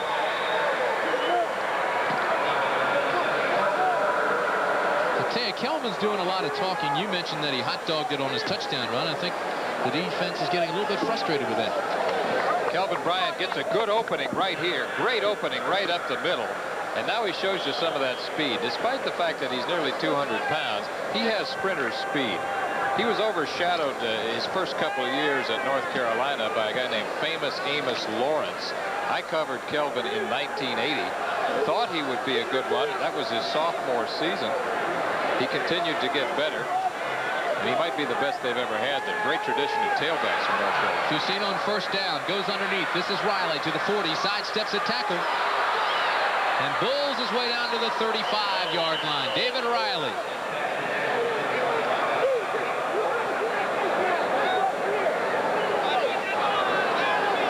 David Riley, a physical player out of West Virginia, played for Frank Signetti there, has been getting better and better in recent weeks, both as a runner and as a receiver. Takes the swing pass here. Watch the quick feet. Watch the power. Look at the energy right there.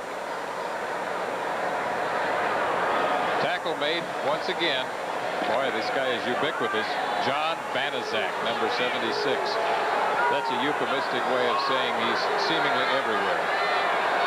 Stars average 33 minutes a game in time of possession as Fusina goes down, and they're eating the clock up on this drive. We're down to 8 minutes remaining in the third quarter.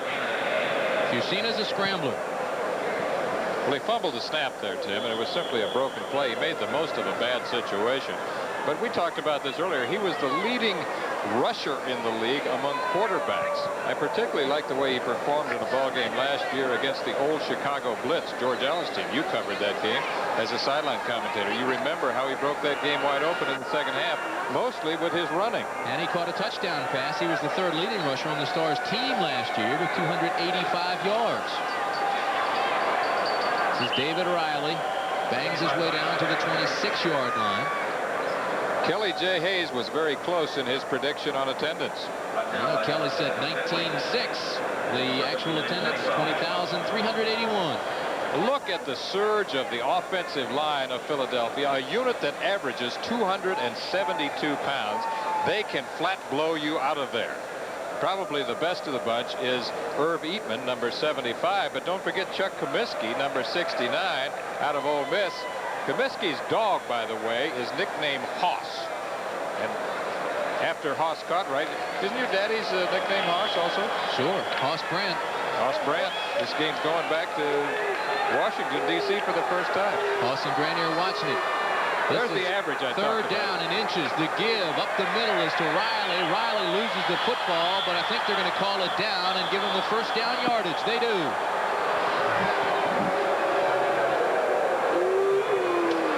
Vito McKeever came up and made the hit.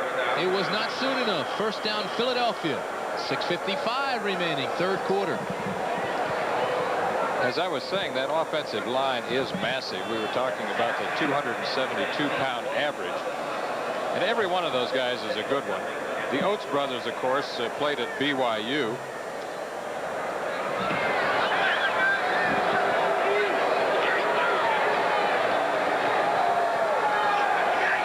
down from the 25. Fusina, long count. Folsom jumps off sides.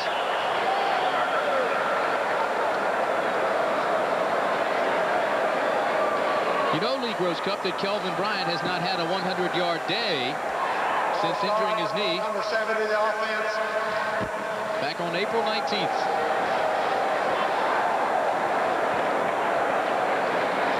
You look to the far right of your screen right here. You will see the infraction. Steve Folsom, number 89, jumps right there. Moves his right foot. Can't get back. Penalty. Willie Collier to the bottom of the screen. Fitzke to the top. Fusina drops it over the middle. Intended for Riley. Incomplete. A middle screen that never developed.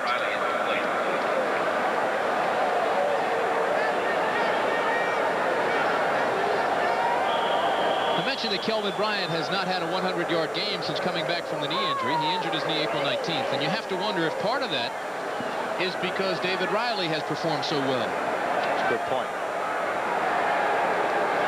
Kelvin has 12 carries, 49 yards in the afternoon here. Coming into the game, he needed 89 yards to reach the 1,000 for the season.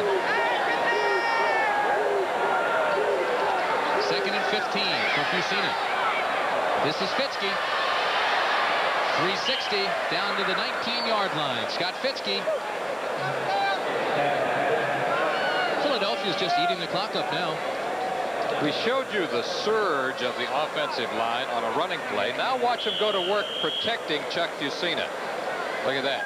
Eatman takes his man outside. Comiskey stands his guy up. Everybody does their job. Chuck Fusina has a perfect pocket there. You see the pocket for him? That's outstanding. Tom Donovan, number 87, comes into the ball game. He's at the very bottom of your screen. 81 is Fitzke. 3rd and 4. Fusina drops the ball to Riley. Riley inside the 15. He goes out of bounds on the 8-yard line. Right here. Very methodical drive by the Philadelphia Stars, led by that man, Chuck Fusina. This is vintage Fusina on this drive. Watch, he senses the pressure. We showed you this in the pregame show. Throws off the back foot. There's David Riley, number 35, out in the right flat. You know, Bob Greasy was Chuck Fusina's hero. He said growing up in Pennsylvania, of course, everybody admired Joe Namath. But he looked at Greasy and he said, I think my style is more like his. So he kind of patterned himself after Bob Greasy. The intellectual. 1st and goal from the 7. Kelvin Bryant tiptoes over the down men inside the 5 to the 2-yard line. You're right. This is a great star drive. This is what they do best. A beautiful combination of runs, high percentage passes, play action passes, alertness by quarterback Chuck Fusina. All of the things that have made them the most dominating team in the league in the short history of the United States Football League.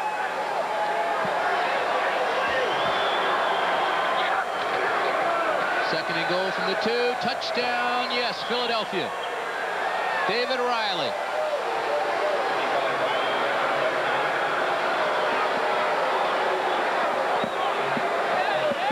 Well, I'll tell you what. David Riley is openly intimidating the Michigan Panthers. That's right. He did it to Kyle Borland, number 52. That's not a smart guy to mess with. That would be taunting in the NFL. That would be a penalty. David Trout on to attempt the extra point.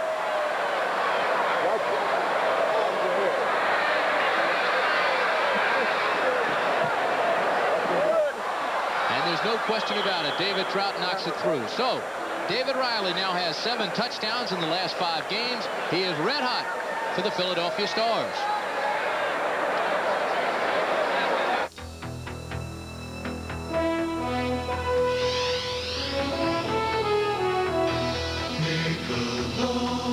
Something speak for themselves.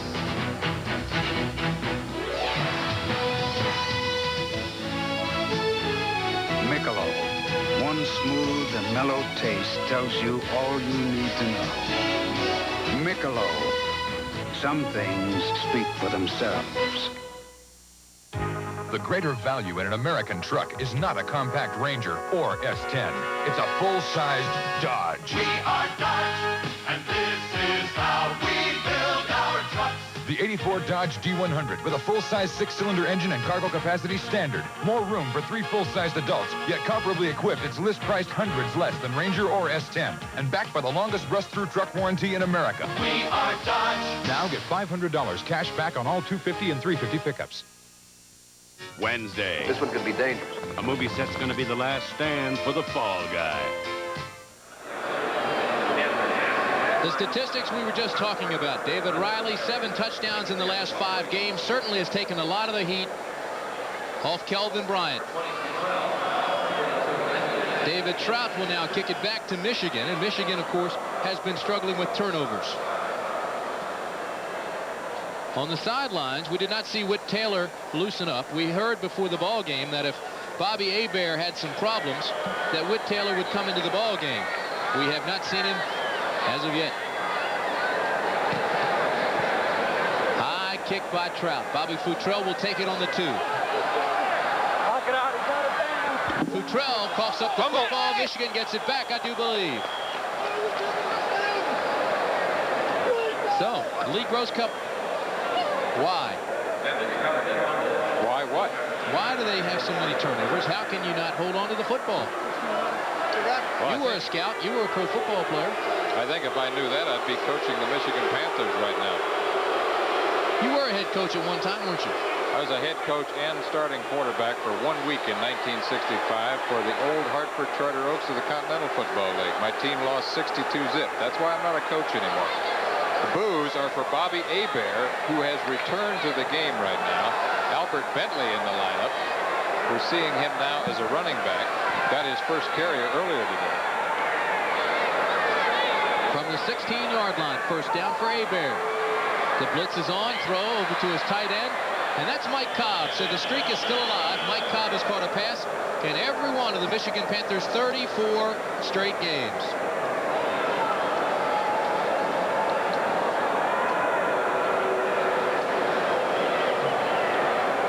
However, there is a flag on the field.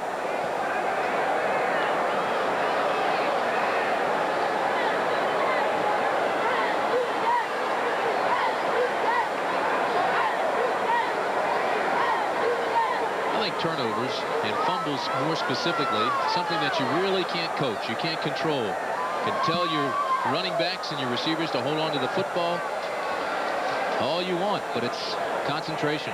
Holding, 78 in the offense, still first down. Ken Dallafor is called for holding, number 78. So they move Michigan back inside their own 10.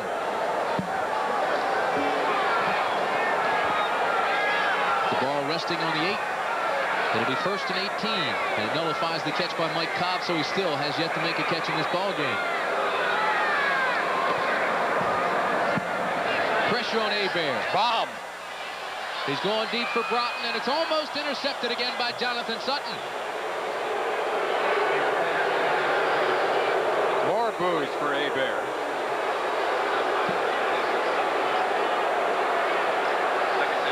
He has missed his last 8 passes now, Tim. As I said, he was cold, he was hot, he's been cold again. This is the coldest he's been in the game.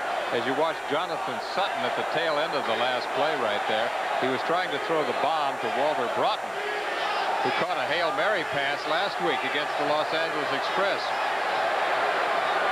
Michigan dropped into second place in the Central Division last week. They have a 7-6 record, the same they had this time last year on the 14th week. However, this year, they're in a tailspin. They've lost 6 of their last 7, so the momentum is going in the opposite direction. This pass intended for Holloway, incomplete. Again, Jonathan Sutton, again the boos, and they start to chant now for Whit Taylor. That's what they're saying. We want Taylor. Derek Holloway, out of the University of Arkansas.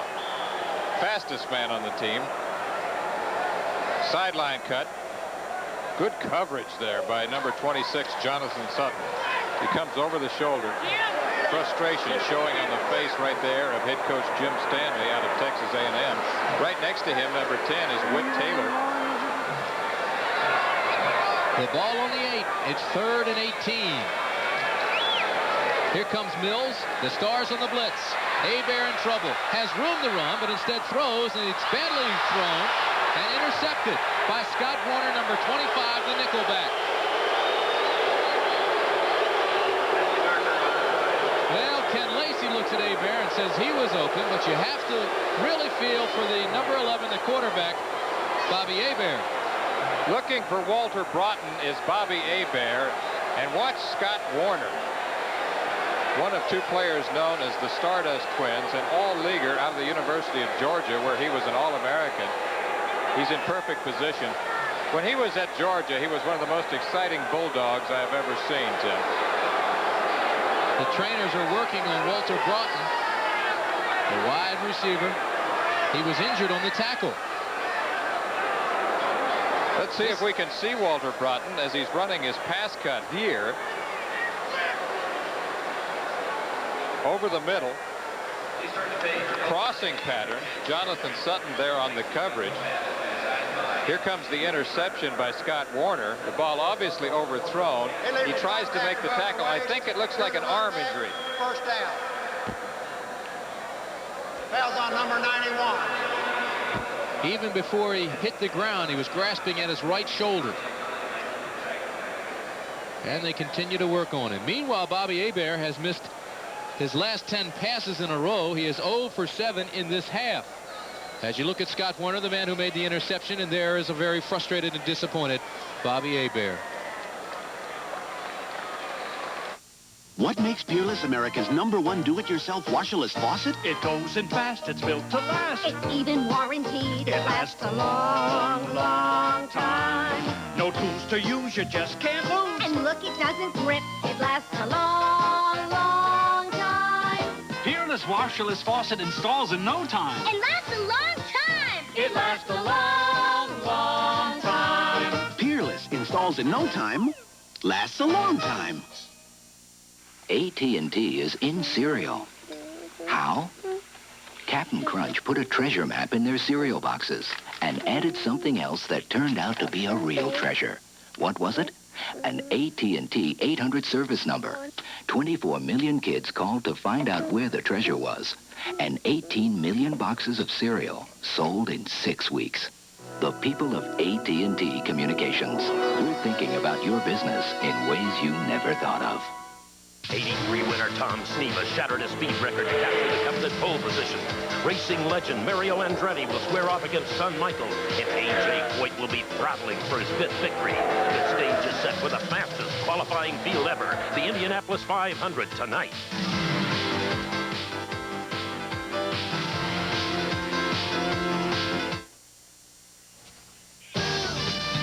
The playoff picture continues to darken for New Orleans. First play of the 4th quarter, and Cliff Stout, who's having a hot day for the Birmingham Stallions, throws a seeing eye pass into the end zone to Joey Jones. Remarkable catch by Jones. 22-yard touchdown, and the Stallions lead the Breakers 24-zip. Back to Tim Brand. So Birmingham continues to roll. And coming up next week on ABC Sports, New Jersey at Tampa Bay will be one of the games we will be showing you. Arizona at Birmingham, Houston at Denver. So check your local listings for the game and time in your area. Walter Broughton, who was injured on that last play, making the tackle, injured his right shoulder. Chuck Fusina, the engineer for the Philadelphia Stars, has first down, the ball on the 37 in Michigan territory. With time, going deep, has a man, and it's incomplete. Herbert Harris was open, and the ball was on the money. He just couldn't make the catch. That's all right, Joe. Look down here, get it. Looked like Harris was tripped there, Tim. That's why I was surprised we didn't see a flag. Here he is, number 84 in isolation. He's being covered by Vito McKeever, number 36. No, he just tripped over his own feet. He wasn't tripped by anybody else. Good call there. He should have caught the pass. It would have been a touchdown for Philadelphia. Well, Chuck Fusina going for the jugular here. With a 24-7 lead, second down, he was going for all the marbles. Willie Collier in motion. The lone setback is Kelvin Bryant. It's the draw to Bryant. Inside the 30 to the 27-yard line.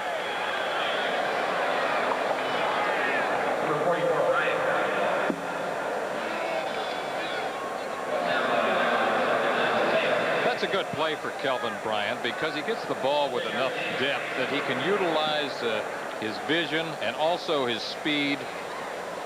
You look at his numbers right there. You see that he's approaching well, looks like he's over the 1,000-yard mark. That's with receptions too.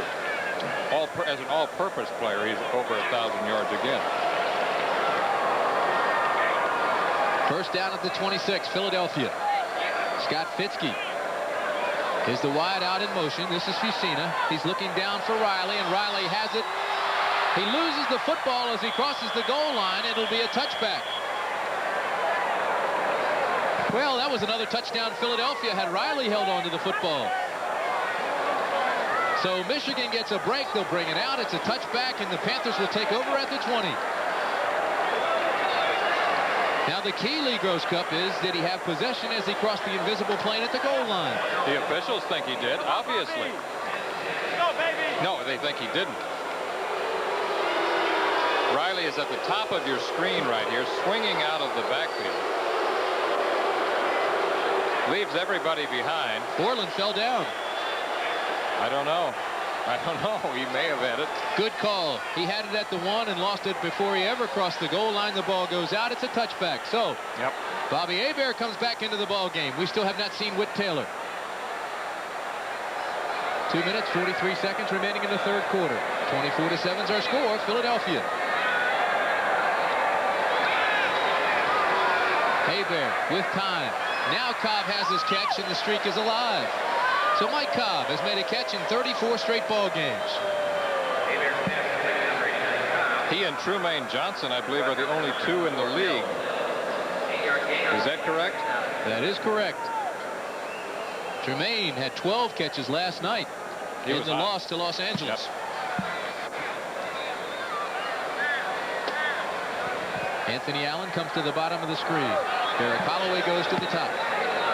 The setbacks are Lacey and Bentley. Zone defense by the Stars. The give to Lacey takes it to the 31-yard line.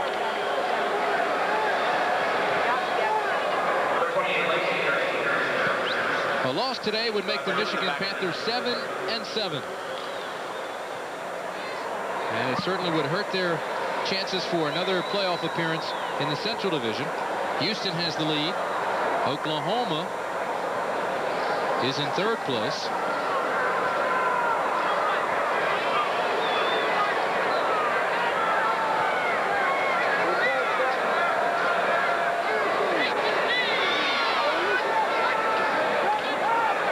Bobby Hebert on first down wants to throw to Holloway. Holloway cannot get high enough to make the catch. Well, Holloway's other receiving mate on the opposite side of the field is injured, and right now Al Trotwig is with him. Okay, Walter Broughton with me now. Walter, you got some bad news. Separated shoulder for you. Yeah, I dislocated my shoulder on that pass previous, trying to tackle the guy that intercepted the pass. It's a kind of a depressing atmosphere over here. How would you assess the game so far? Well, you know, Philadelphia's a good team. We've given them all the points that they got. We just got to convert the ones that they give us, and if we do that, we'll be right back in this game. All right, Walter, thank you. Back to you, Tim. There's plenty of time now. 1 minute 19 seconds remaining in the third quarter, so we have an entire stanza to go. This pass thrown on the run. It bounces to Holloway, and it'll be ruled incomplete. Hebert has now completed only one pass in the second half. Bobby Hebert now 6 of 25. He is having a terrible time here in the second half. He did throw under a little bit of pressure, particularly from the linebackers who are blitzing, but he still hurried himself. That's what happens when you start to lose your confidence. That's what happens when you get the combination of drop passes, interceptions, and sacks. Brings up 3rd and 10 from the 31-yard line. Nickel defense by the Stars. They know Hebert has to throw. He does to Holloway, and Holloway should have a catch. He does. Well, the Stars don't like the call because Holloway's feet never touched before he went out of bounds, but he was ridden out of bounds by the defensive back, and the side judge ruled that he would have been in bounds had he not been hit. This is the best pass that Hebert has thrown here in the second half as he throws the sideline cut to Derek Holloway, covered perfectly there by number 47 Garcia Lane, the rookie out of Ohio State. Second completion of the second half. Is that what you're trying to tell me? I'm saying it's a 2-feet leg. You got to have both feet in bounds to make the catch, and he had one, but he was ridden out of bounds by Garcia Lane, so it is a completion. Don't give me signals like that. Quarterbacks love those signals. From the 41-yard line. First down for Bobby Hebert. Pumps, reloads, hits his tight end, Mike Cobb, and Cobb takes it up to the 47-yard line. The pump fake that you mentioned was for Anthony Allen, who was running a hook and go, and then he came underneath to Mike Cobb. Didn't mean to confuse you there, Coach.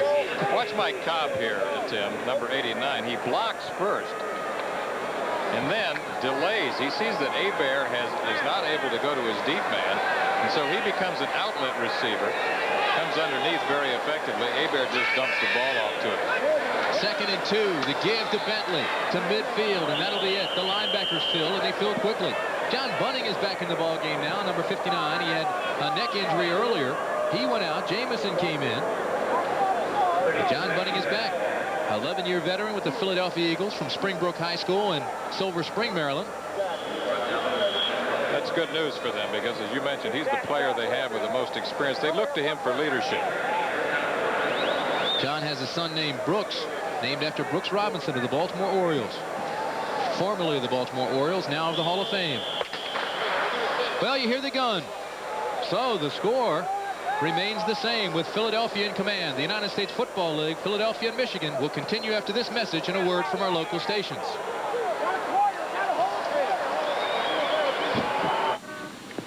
Come on, I'll race you back. You gotta be kidding. For Michelob Light? Catch you later. But a couple of guys really go at it like this for a beer? Well, it is Michelob Light, the rich, smooth taste you can compare to any beer you like. Michelob Light for the winner. Too bad you missed that light back there. Yeah, but I made this one. Michelob Light. I want a good house paint that lasts a long time, resists chipping, peeling, chalking, and cracking, goes over paint or stain, and doesn't cost over $10. Now, get everything you want in house paint in one house paint. New Endurance Plus 2 from Glidden. On sale now for just $9.99.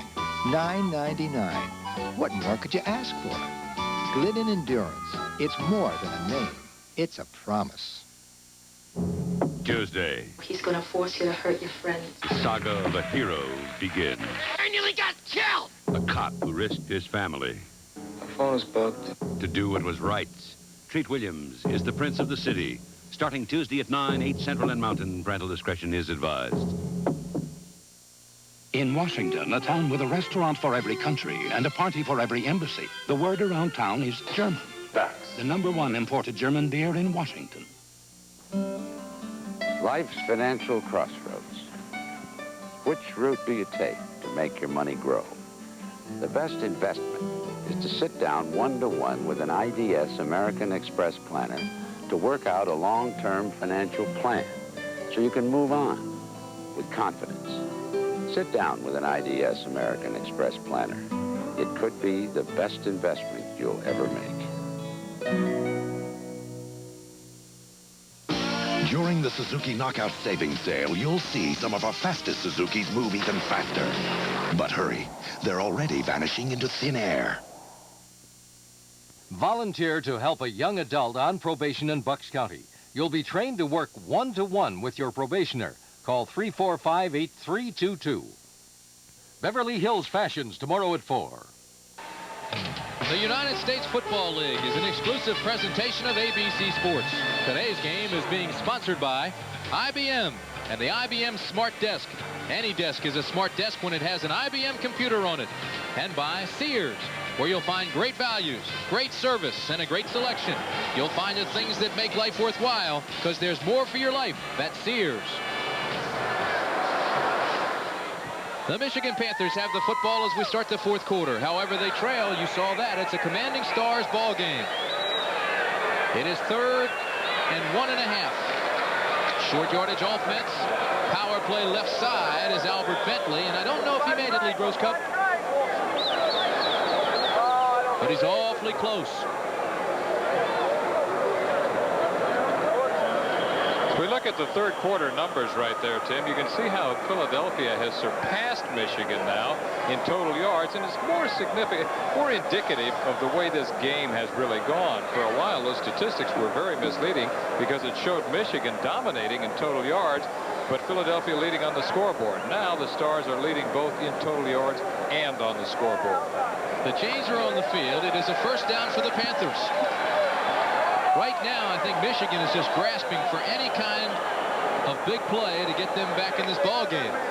That's exactly what they need. Bobby Hebert, you look at his numbers, he was 5 of 15 in the first half for 142 yards. In the second half, he has been just 3 for 12 for 27 yards. And you look at that number, it shows how they have committed turnovers, so many turnovers in the last 8 games. So the Panthers move into Philadelphia territory. It is now first down for Bobby Hebert. 2-step drop, timing pattern. This is Holloway, first down. And oh my, if the offense can come back to life, you know it has the talent to put some points on the board quickly. Right now, it's 24-7 Stars. So for the game right now, Hebert with that completion is now 9 of 28.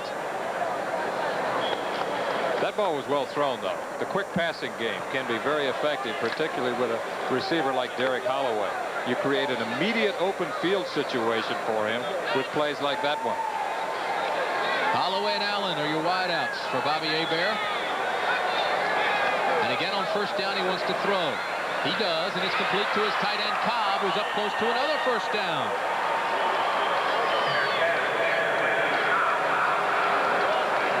David Tipton, one of the leaders on the defense, is now on the sidelines with Al Trotwig. A little disconsolate walking along the sidelines here. What are your emotions at this point? Well, we're down, and we got to have some quick points by offense. You know, it's frustrating. We got a quarter to go. They're playing well. They can play conservative right now. You know, they don't have to throw the ball. They can keep us off our feet. So we're a little worried right now. All right, David. Thank you. Back to you, Tim. Thanks, Al. We do have 13 minutes and 22 seconds left. Bobby Hebert trying now to find that hot hand, trying to get some points on the board. Blitz. The ball is caught. Bentley spins and turns and gets 5 yards out of a play where he may have had a loss. Mike Lush, the man in the secondary, came up, made contact immediately, but with that low center of gravity, Bentley spun, got loose, and made some yardage. Great effort by Bentley, as you see that's his first catch of the season. We're looking at bunting here in isolation. Watch him apply the pressure to Bobby Hebert.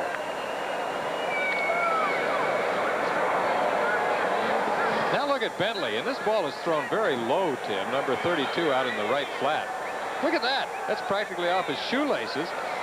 Keeps his poise, spins off. Hebert throws across the middle, and it's almost intercepted. Albert Bentley was there. Almost intercepted, almost caught, almost intercepted again. Well, Lenny Patrick had it in his hands. The ball went up. The defensive secondary man had it in his hands. And it was incomplete. We just saw Jim Mora along the sidelines looking concerned. Michigan moving the ball again. Jim Mora, of course, played for Occidental in 1957. Graduate of Occidental College, later coached there. His roommate was Jack Kemp, the quarterback. Big play for Michigan. It is third down and 5. Lenny Patrick switches to the left side. It is power left, and he's not going to get the pass off. The Stars come with a full house, and Antonio Gibson on the safety blitz sacks Bobby Hebert.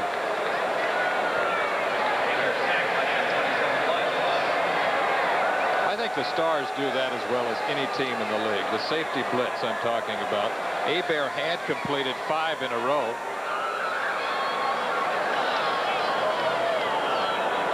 Watch at the top right-hand corner of your screen, and you'll see Antonio Gibson, number 23, coming on one of his patented safety blitzes. Bobby Hebert doesn't see him. He's on the blind side as Hebert is looking to his left, and now right now he's on him. swoops right down on Bobby Hebert. 44-yard attempt by Novobijovic. He's missed 3 of his last 4. This one, long enough, straight enough, and it's good. So, at least Michigan gets some points on the board. It is now 24-10. Philadelphia with 11:59 remaining.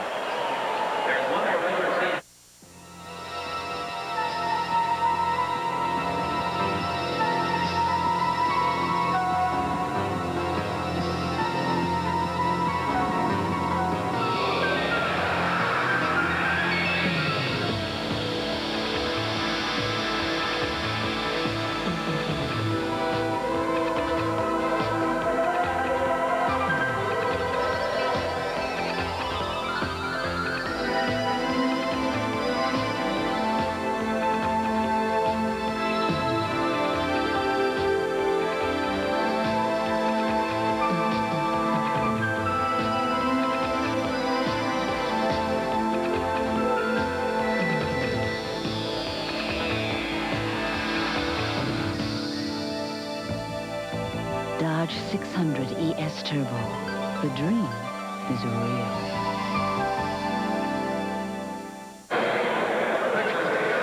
24-10, 11:59 remaining in the ball game. Novobijovic will tee it up, and I wouldn't be surprised to see an onside kick attempt.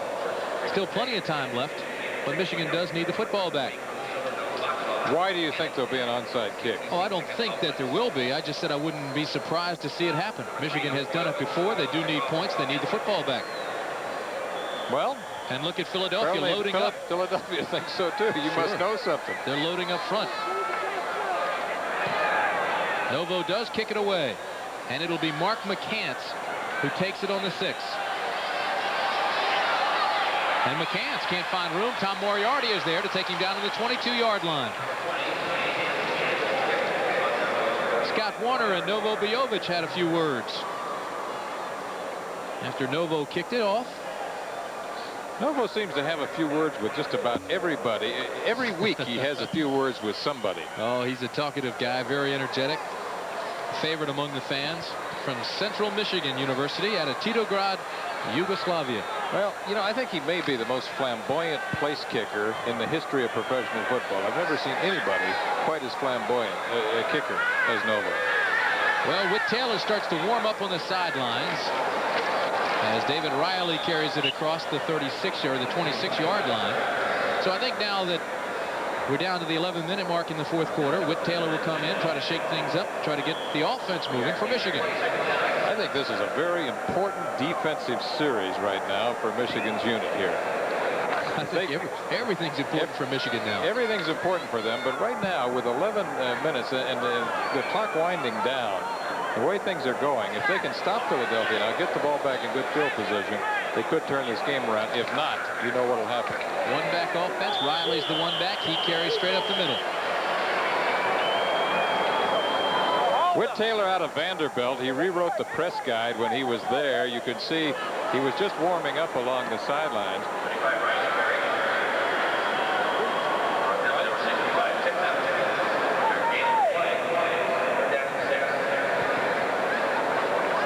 Bobby Futrell comes into the lineup on defense, along with Will Coakley, the linebacker. So on 3rd and 6, the Panthers load up nickel defense. They go to man coverage. Everybody rolls up now on the wide receivers. You can see the top of your screen how tightly the defense comes up. Scott Spitzky hand signals back to Chuck Fusina. We'll see what the call is. Fusina made an audible call. Now he's going deep on man coverage. It is Fitzky. Incomplete. Bounced off the helmet of Vito McKeever.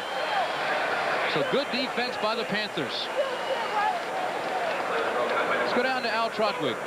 All right, Tim, I'm with Tyrone McGriff of the Panthers offensive line. Frustrating day for your unit, Tyrone, and not to come up with 6 on that last drive. I know you were real upset about it. I could see your face. I'm upset anytime we come off the field not scoring, but I think we needed that real bad, and that might be the turning point if it's not earlier to the game. Is there still some unity left out there? Oh, yeah, we got it. We got to go. All right, they got to get out on the field. Let them go, Al. They've got to play. A skyrocket of a punt by Sean Landetta. It goes 46 yards. Michigan has the football back. You never know when the weather's going to turn on you. do you? That's why Michelin developed the XA4 all-season tire. The Michelin XA4 is superb in the rain, and it performs like a great handling highway tire on dry pavement. And with proper care, the tread lasts up to 60,000 miles. Michelin, because so much is riding on your tires. Okay, everybody, what do you say we make it Michelob Light for the winners? Catch you later.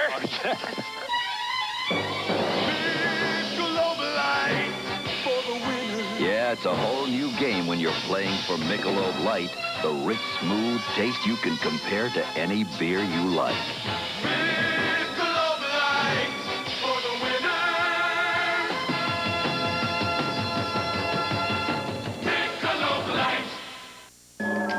East meets West when the Clown Princes of Basketball bring their special magic to the Orient. The Harlem Globetrotters in Hong Kong. Plus, take the plunge from 110 feet in the air. The Men's World High Diving Championship. Also a preview of the U.S. Open Golf Championship on ABC's Wide World of Sports Saturday. So we've got a full lineup coming up for you on ABC. 24-10 is our score here. Bobby Hebert remains at quarterback.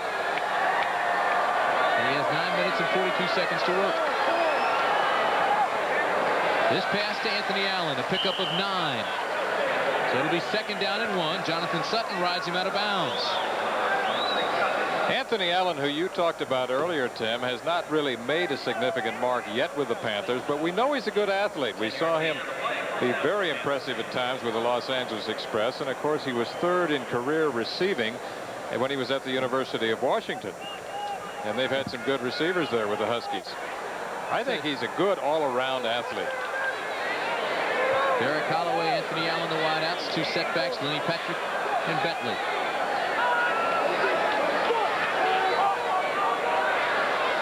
Drop pass over the middle. This is Holloway. Does not get a block from Lenny Patrick. Still turns the corner to the 42-yard line. Lenny Patrick put his head down and missed the linebacker, George Cooper, 56, who made the tackle. This is an interesting pass cut, and we've seen Holloway run this many times. We saw Anthony Carter run it. It's the underneath route. He lets everything clear out. Runs slow. That's the key to it. He has to run under control after the linebackers have taken their drop. Here comes number 47. That's Garcia Lane, the cornerback. Hits him high, then holds him low, but he skips away. It's George Cooper, number 56, who finally puts him down. Pretty good numbers for Derek Holloway on the day. He also had an 80-yard touchdown included in that. Hebert. Stars bring the blitz. This ball underthrown, almost intercepted by Jonathan Sutton.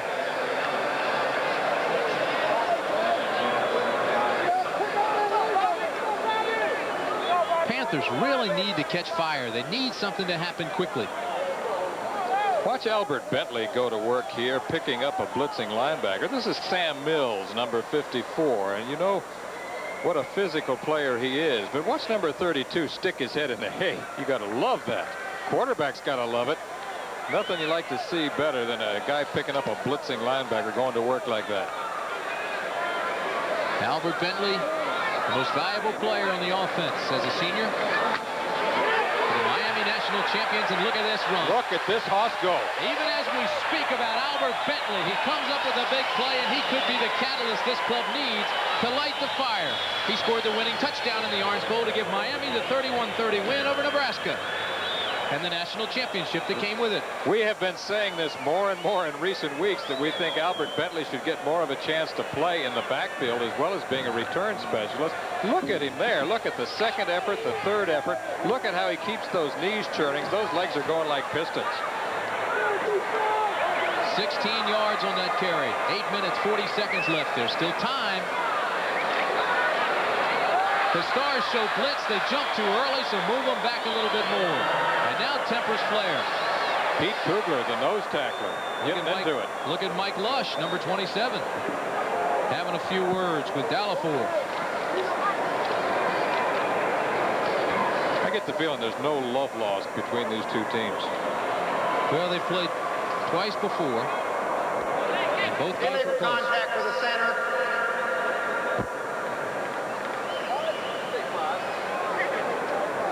Watch Pete Kugler, the nose tackle, number 67.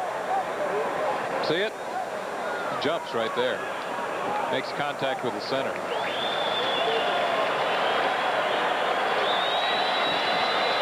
Kugler, of course, out of Penn State. Bill Walsh of the San Francisco 49ers felt that Kugler was becoming one of the better nose tackles in professional football. Of course, he left the 49ers. Has made a difference despite injuries with Philadelphia. 1st and 5 for Bobby Hebert. Going deep. Intended for Anthony Allen, off his hands, and he almost had the touchdown. Jonathan Sutton was back there with him.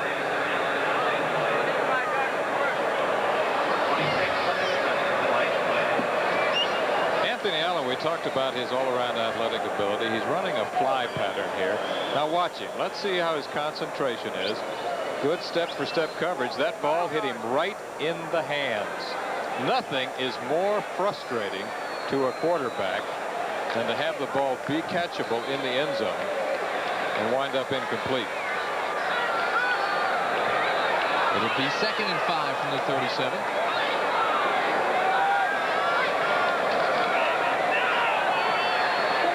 Hebert to Bentley. Not enough for the 1st down. A pickup of 2.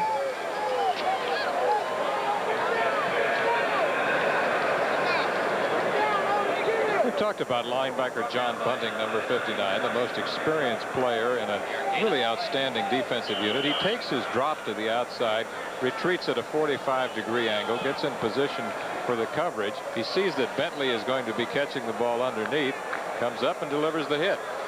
How was his performance? You're a former linebacker. How'd you do? I'll tell you, the most important thing he did was drop down into a breakdown position. There's no way he's going to be as fast as Bentley, so he keeps that low center of gravity and forces him to make the move. This is a completion to Anthony Allen for the 1st down. The clock is a factor now with 7 minutes and 35 seconds left. Bobby Hebert has to fight the clock and the Philadelphia Stars. You used the word catalyst a moment ago in regard to Bentley. I think Anthony Allen could be another guy, could be an important factor for Michigan if they're going to come on in the last part of the season. They're going to recover in the last part of the season. From the 27, it's 1st down. Hebert drops it over the middle. Lenny Patrick.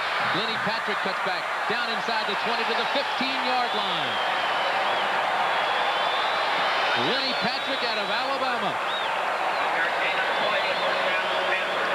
Resourceful runner, north and south runner. About 10 years ago, for the first time, I heard the term north and south running. You know why that is? Going from goal line to goal line instead of going lateral. Football fields in America run north and south.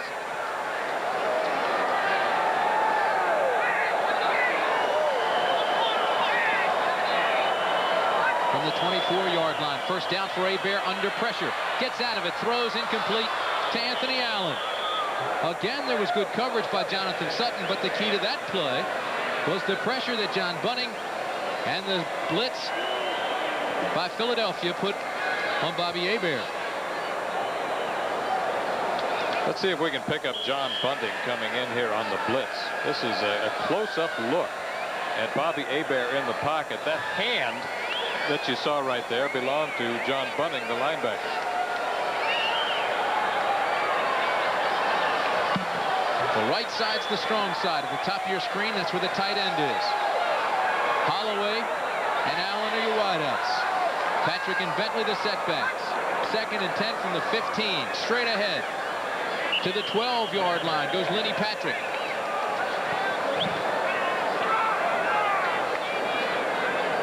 This has been an impressive drive for Michigan. This is what we saw the Panthers do early in the season. Tim, I think if we were to evaluate this 1984 season, there have been 3 phases. There was a Michigan phase, there was a Birmingham phase, and now you have the Philadelphia phase. Early on, it looked like Michigan was going to dominate this league. Remember, they were 6-0. Birmingham looked like the class of the league for a while. Now it's Philadelphia. Philadelphia's lost only once all year. That was to New Jersey. And the Stars had 5 turnovers in that game. David Trout missed 2 passes. The blitz, and Hebert goes down. George Cooper, number 56, came through cleanly. And I don't think anybody even looked in his direction. George Cooper, a Detroit native, playing in front of the home folks here today. Let's take a look at the pressure once again that's being applied to Bobby Hebert. George Cooper, the blitzing linebacker, is right in Bobby's face. No one picked him up. Well, you hear the boos. We've got 5 minutes and 30 seconds remaining. It's a 24-10 ball game, so Michigan needs 2 touchdowns, but instead they come on with Novo Bojovic instead of going for it on 4th down and 15. Bojovic is good. Well, he missed from 37 early, then made a 44-yarder. He makes this one. And with 5 minutes and 13 seconds remaining in the ball game, it's 24-13. I see your desk got a computer on it. Yeah, smart desk. Going to the game? Me, I don't need a computer. I just call Bert. What if Bert's not in? I wait till Bert's back. Who's playing? Detroit. You know, I don't know how I managed before. Well, machines and I just don't mix, know what I mean? Sure. I'll see you at the game. Yeah, actually, I've got a little more to do. Some people don't need an IBM computer on their desk. Is that you, Bert? The Smart Desk is for people who do. He's at the game. Running authority, Jim Fix. When I warm up before a run, I find that it's a good idea to use Bengay. That's right. Not just after exercise, but before. Warming up plus Bengay helps you get ready for action. Helps you loosen and tone muscles so you can run more comfortably, longer, to help you do your best. So whenever you're planning to exercise, use Bengay before and Bengay after. Feel better with Bengay. Thanks.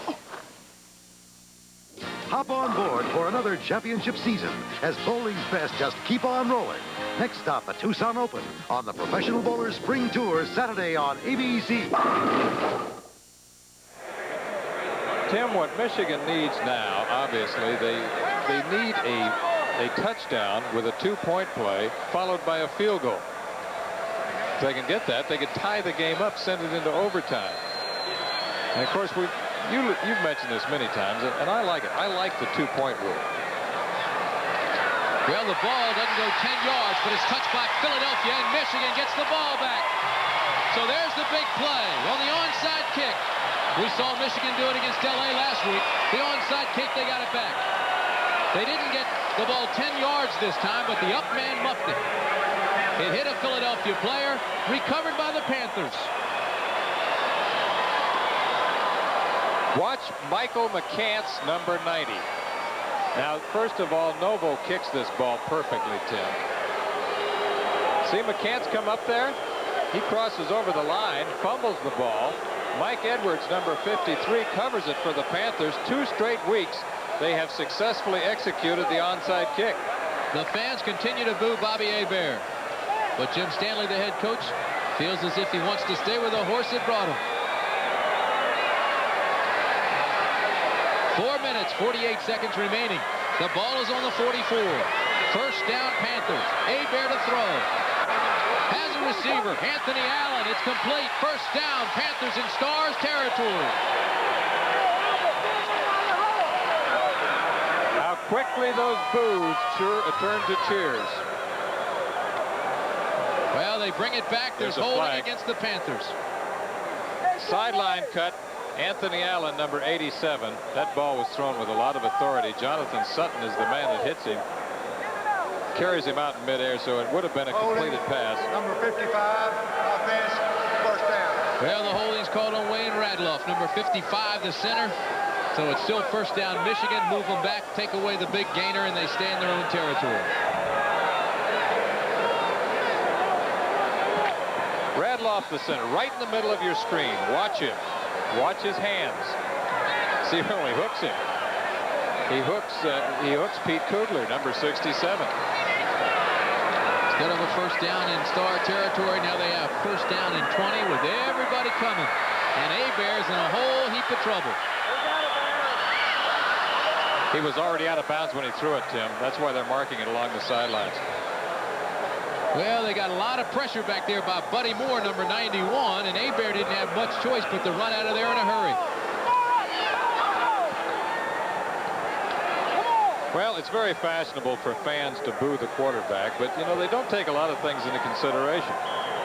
Protection can be a factor. Drop passes can be a factor. Hurries can be a factor. You know, you could make Bobby Hebert feel like $1 million after this game if you go talk to him and tell him about your experience with boos when you were with the Charter Oaks. Well, people actually came out to boo me in practice. I felt that that was the final indignity. From the 28-yard line, it is now second down and 26 yards for the first. Hebert to Bentley. Bentley gets a block, turns it up, and he's up near the 50-yard line. They'll mark it at the 47. Let's go down very quickly to Al Trotwig.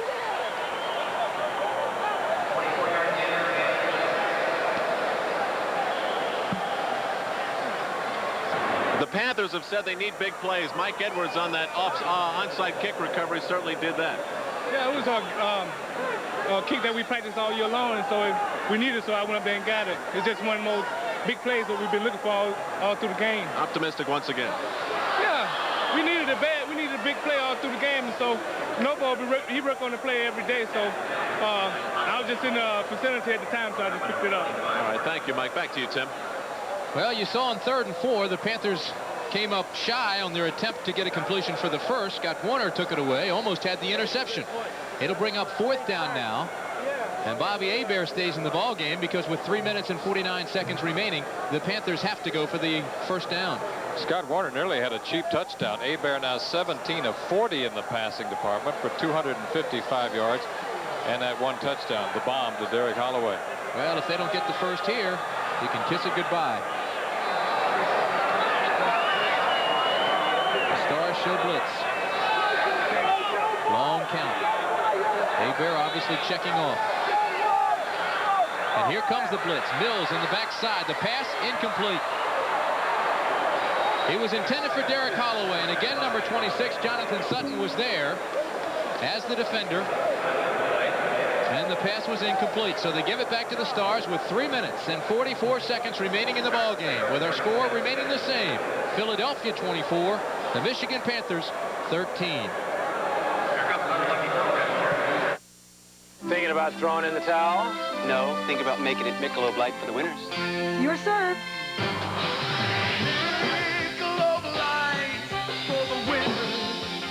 Would good friends really play this hard for a beer? Well, it is Michelob Light, the rich, smooth taste you can compare to any beer you like. Michelob Light for the winners. Boy, I need help with my serve. Tom will help you. First, you remove the cap. Michelob Light. Right now at Sears, save big and cook fast. This Kenmore microwave with probe plus hold warm feature, $279.99. How easy. Get Sears Best Spectrum 10W40 all temperature motor oil, 69 cents a quart. Cook out. This dual control gas grill, $129.99. Smells great, Mom. And Power Mow. This Craftsman mower with solid state ignition engine, $159.99. Come on. For your life. On sale now. At Sears. Lee, you'd have to say the holding penalty on that last drive by Michigan has to be the biggest play of the second half for the Panthers anyway. They had a first down in Stars territory with all the momentum in the world. Old Mo had switched jerseys once again, and I think that is going to be the play they may look back on and say that's the one that finally killed us. Bobby Hebert right there, studying frustration. His season has really turned around in the last 7 weeks.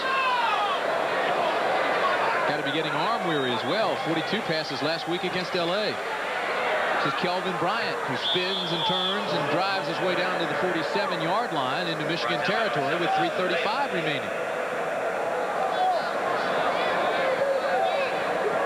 Well, as we come down to the final several weeks of the USFL season, we look at the teams that are in the playoff hunt. Birmingham, 31, New Orleans, 14. Birmingham has been red hot trying to keep pace here. Pittsburgh Maulers and the Washington Federals, two clubs that have been struggling, 15-6. That is now a final. Pittsburgh wins that one. 2nd and 7. Straight ahead, a gain of 3. David Riley. You look at Jim Moore, the head coach of the Philadelphia Stars, his club. certain to hold on here, has the best record in the United States Football League. They'll be 13-1 should they get out of here in 2 minutes and 50 seconds with this win. Mora, of course, is a man who believes a lot in the concept of organization. As we looked at David Riley and what he has done recently, he's made a difference for them. As you mentioned earlier, he's taken a lot of pressure off Kelvin Bryant. Jim Stanley out of Texas A&M. Michigan comes in with its short yardage defense. It's 3rd down, 3 yards for the first. Fusina to throw, has a man deep. It's Willie Collier. It's complete to the 10, the 5-yard line goes Willie Collier. Who says Chuck Fusina can't throw deep? He threw that one backpedaling. Willie Collier, the fastest man on the team out of Pittsburgh, ran a beautiful route that time, beat Bobby Futrell. That's the 2-minute warning. A 38-yard pickup. The ball was perfectly thrown to Willie Collier. 2-minute warning. Our score, 24-13, Philadelphia. Off-road racing. To be a winner, you've got to go beyond just plain tough. And year after year, Walker Evans and Dodge Ram 150, Rod Hall and Dodge Power Ram 150 are consistent winners. Over the past 6 years, in over 65 major sanctioned off-road events, Ram Tough Dodge trucks have beaten the best the world could send against them. That record says it all. Dodge trucks are Ram Tough. Look how water can destroy unprotected wood, but not if it's protected with Thompson's Water Seal. Use Thompson's Water Seal waterproofer on dozens of surfaces. Brush on Thompson's for an invisible barrier that helps prevent water from entering and damaging brick, wood, and concrete. Now, get the waterproofing protection of Thompson's Water Seal in a beautiful variety of natural wood tones with Thompson's Water Seal stains. 83 winner Tom Sneva shattered a speed record to capture the coveted pole position. Racing legend Mario Andretti will square off against son Michael, and A.J. Foyt will be throttling for his 5th victory. The stage is set for the fastest qualifying field ever, the Indianapolis 500 tonight. Tim, watch the timing by quarterback Chuck Fusina as he goes deep to Willie Collier here. He's under pressure. He throws that while he's still backpedaling. Collier running a corner pattern here, beats Bobby Futrell, number 20, and that pass goes for 38 yards. That makes Fusina 13 of 21 on the day for 200 yards. Collier, of course, caught a lot of passes from Dan Marino when he played his college football at Pittsburgh. 1st and goal from the 5. The give to Kelvin Bryant. Touchdown, Philadelphia.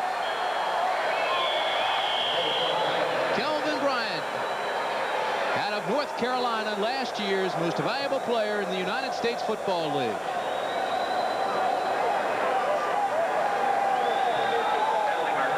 Certainly a star for Philadelphia. Chuck Fusina, as you mentioned, will come out of this ball game 59-7. His record as a starter at Penn State and Philadelphia. It may come back. I think we've got a penalty here.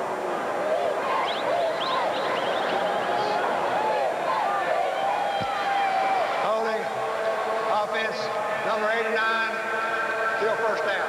Well, that's Steve Folsom, the tight end.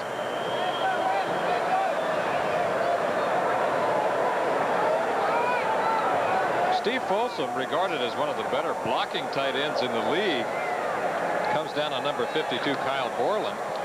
And you see right there, it looks like he just grabbed the back of his jersey and was caught for that because the first part of the block did not appear to be illegal. Well, what it does is it makes it 1st and goal from the 15-yard line. And Kelvin Bryant again breaks loose. Touchdown, Kelvin Bryant. And he flags, no, sir. This one will stand. And Irv Eatman, his sidekick, the man who throws the blocks on the right side of the line with Comiskey and Gilbert, gets the slam. Kelvin Bryant, a great one out of the University of North Carolina. The Tar Heels, of course, we talked about earlier, have had a great tradition of running backs there. I think of all the running backs out of North Carolina, this man, number 44, is the most complete player. Left side, loses a tackler, breaks another tackle there, 2nd effort, 3rd effort. Now he's home free. And despite missing 3 games, Bryant, with 992 yards now, has passed Herschel Walker to move into second place in the USFL. Behind Joe Cribbs as the extra point is good. Walker, of course, plays tomorrow night against Chicago. Kelvin Bryant, a 15-yard touchdown, his second of the day.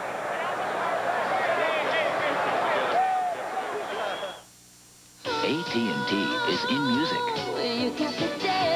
How? With our people. People who can show record companies how to use our AT&T long-distance network to fill orders electronically from distributors all over the country. So the music never stops.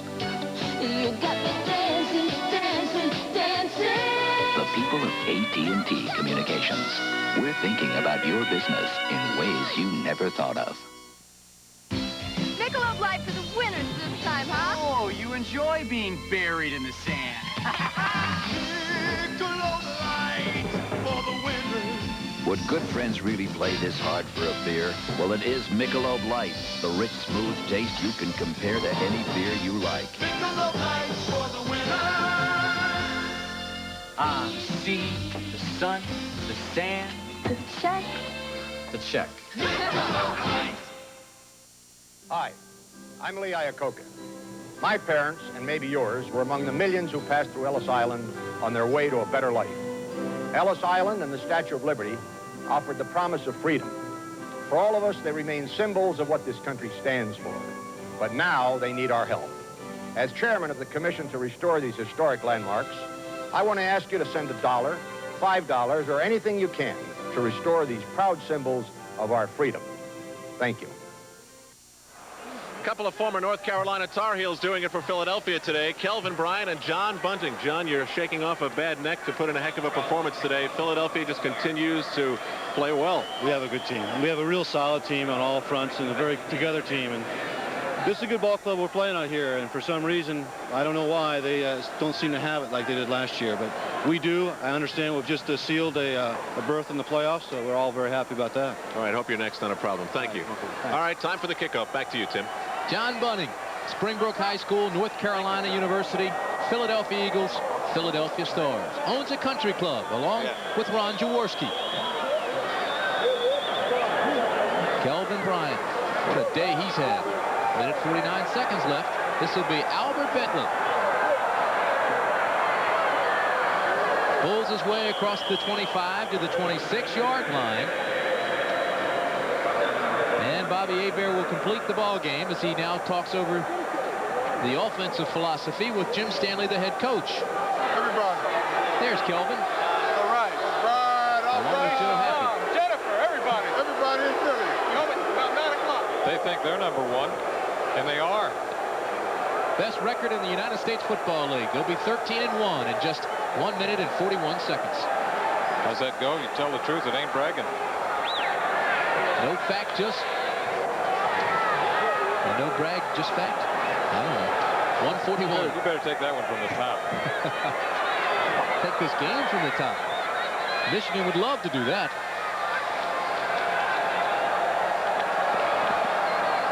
Hebert to Anthony Allen to the 44-yard line. First down, Michigan.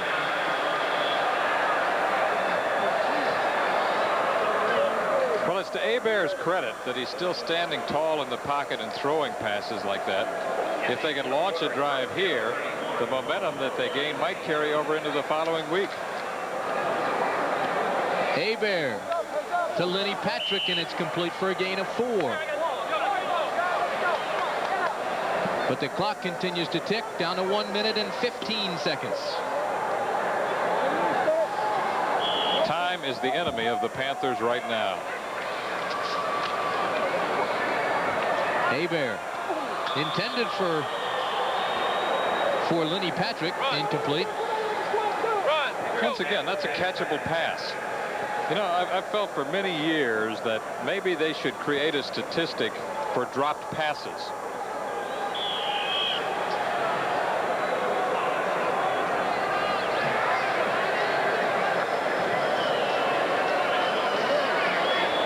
You know, no team other than Philadelphia has given up fewer than 200 points this year. However, the Stars have given but 165.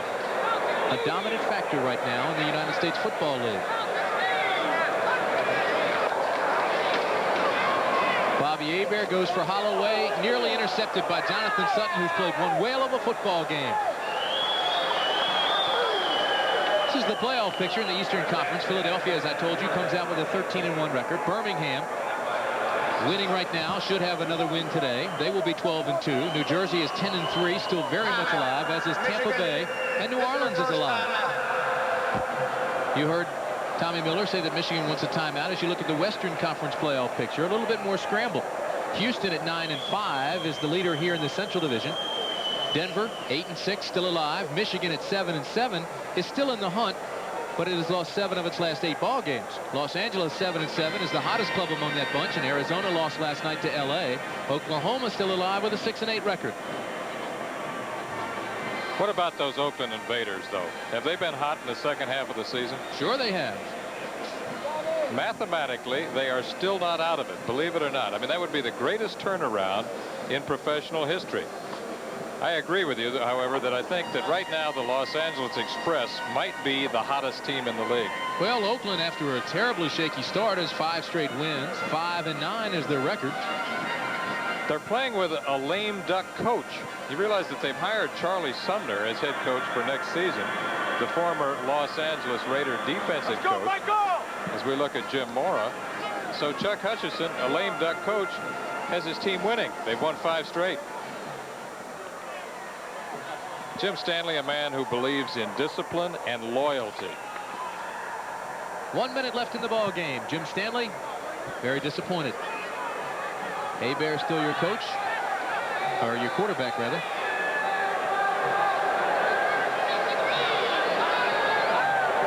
Philadelphia jumps too quickly. Flags fly. The ball is intended for Holloway. He's got it on the 30 to the 20-yard line. Derek Holloway. Big gainer for the Michigan Panthers, but there are flags down. We mentioned that Philadelphia may have jumped off sides. Mike Lush, who was coming on the blitz. Offsides, defense number 27, penalty decline, first down.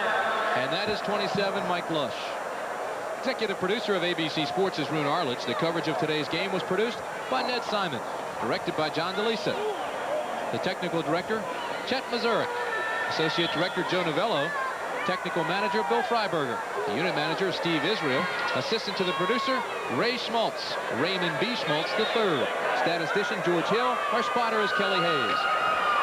Hebert, with time in the pocket, drops the football, and it'll be, well, they're going to say he was down in the grasp of the linebacker, George Jameson. And Sam Mills, and they'll say that's where it'll be marked. With 48 seconds remaining.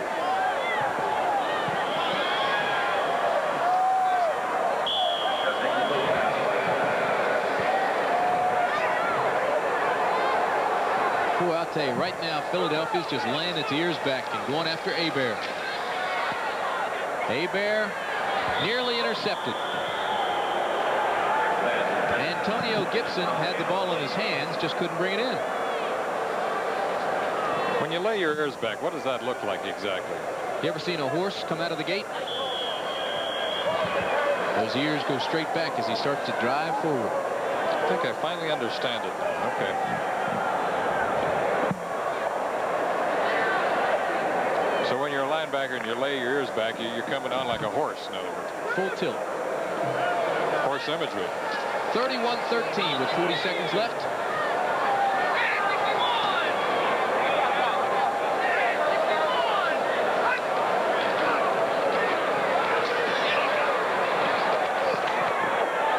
Well, that should have been pass interference. No call there. Again, it's Jonathan Sutton. So, with 33 seconds left, no call there. Time will expire here shortly as Michigan is just riding out the wave. And Philadelphia, as you look at Chuck Casino, has clinched the playoff berth for the 2nd straight year. And we could be looking at the most valuable player in the league this season. Those are his numbers on the day. Bobby Hebert has completed 20 of 48 for 309 yards. That's 2 weeks in a row.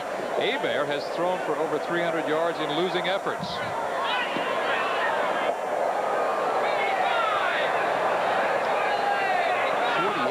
Today. Here comes the backside pressure. Hebert throws, and it's incomplete. Mike Cobb almost had it. Good coverage, but again, a catchable pass, and I'd say there have been at least 5 passes dropped today. And that's 2 weeks in a row that 5... 1984.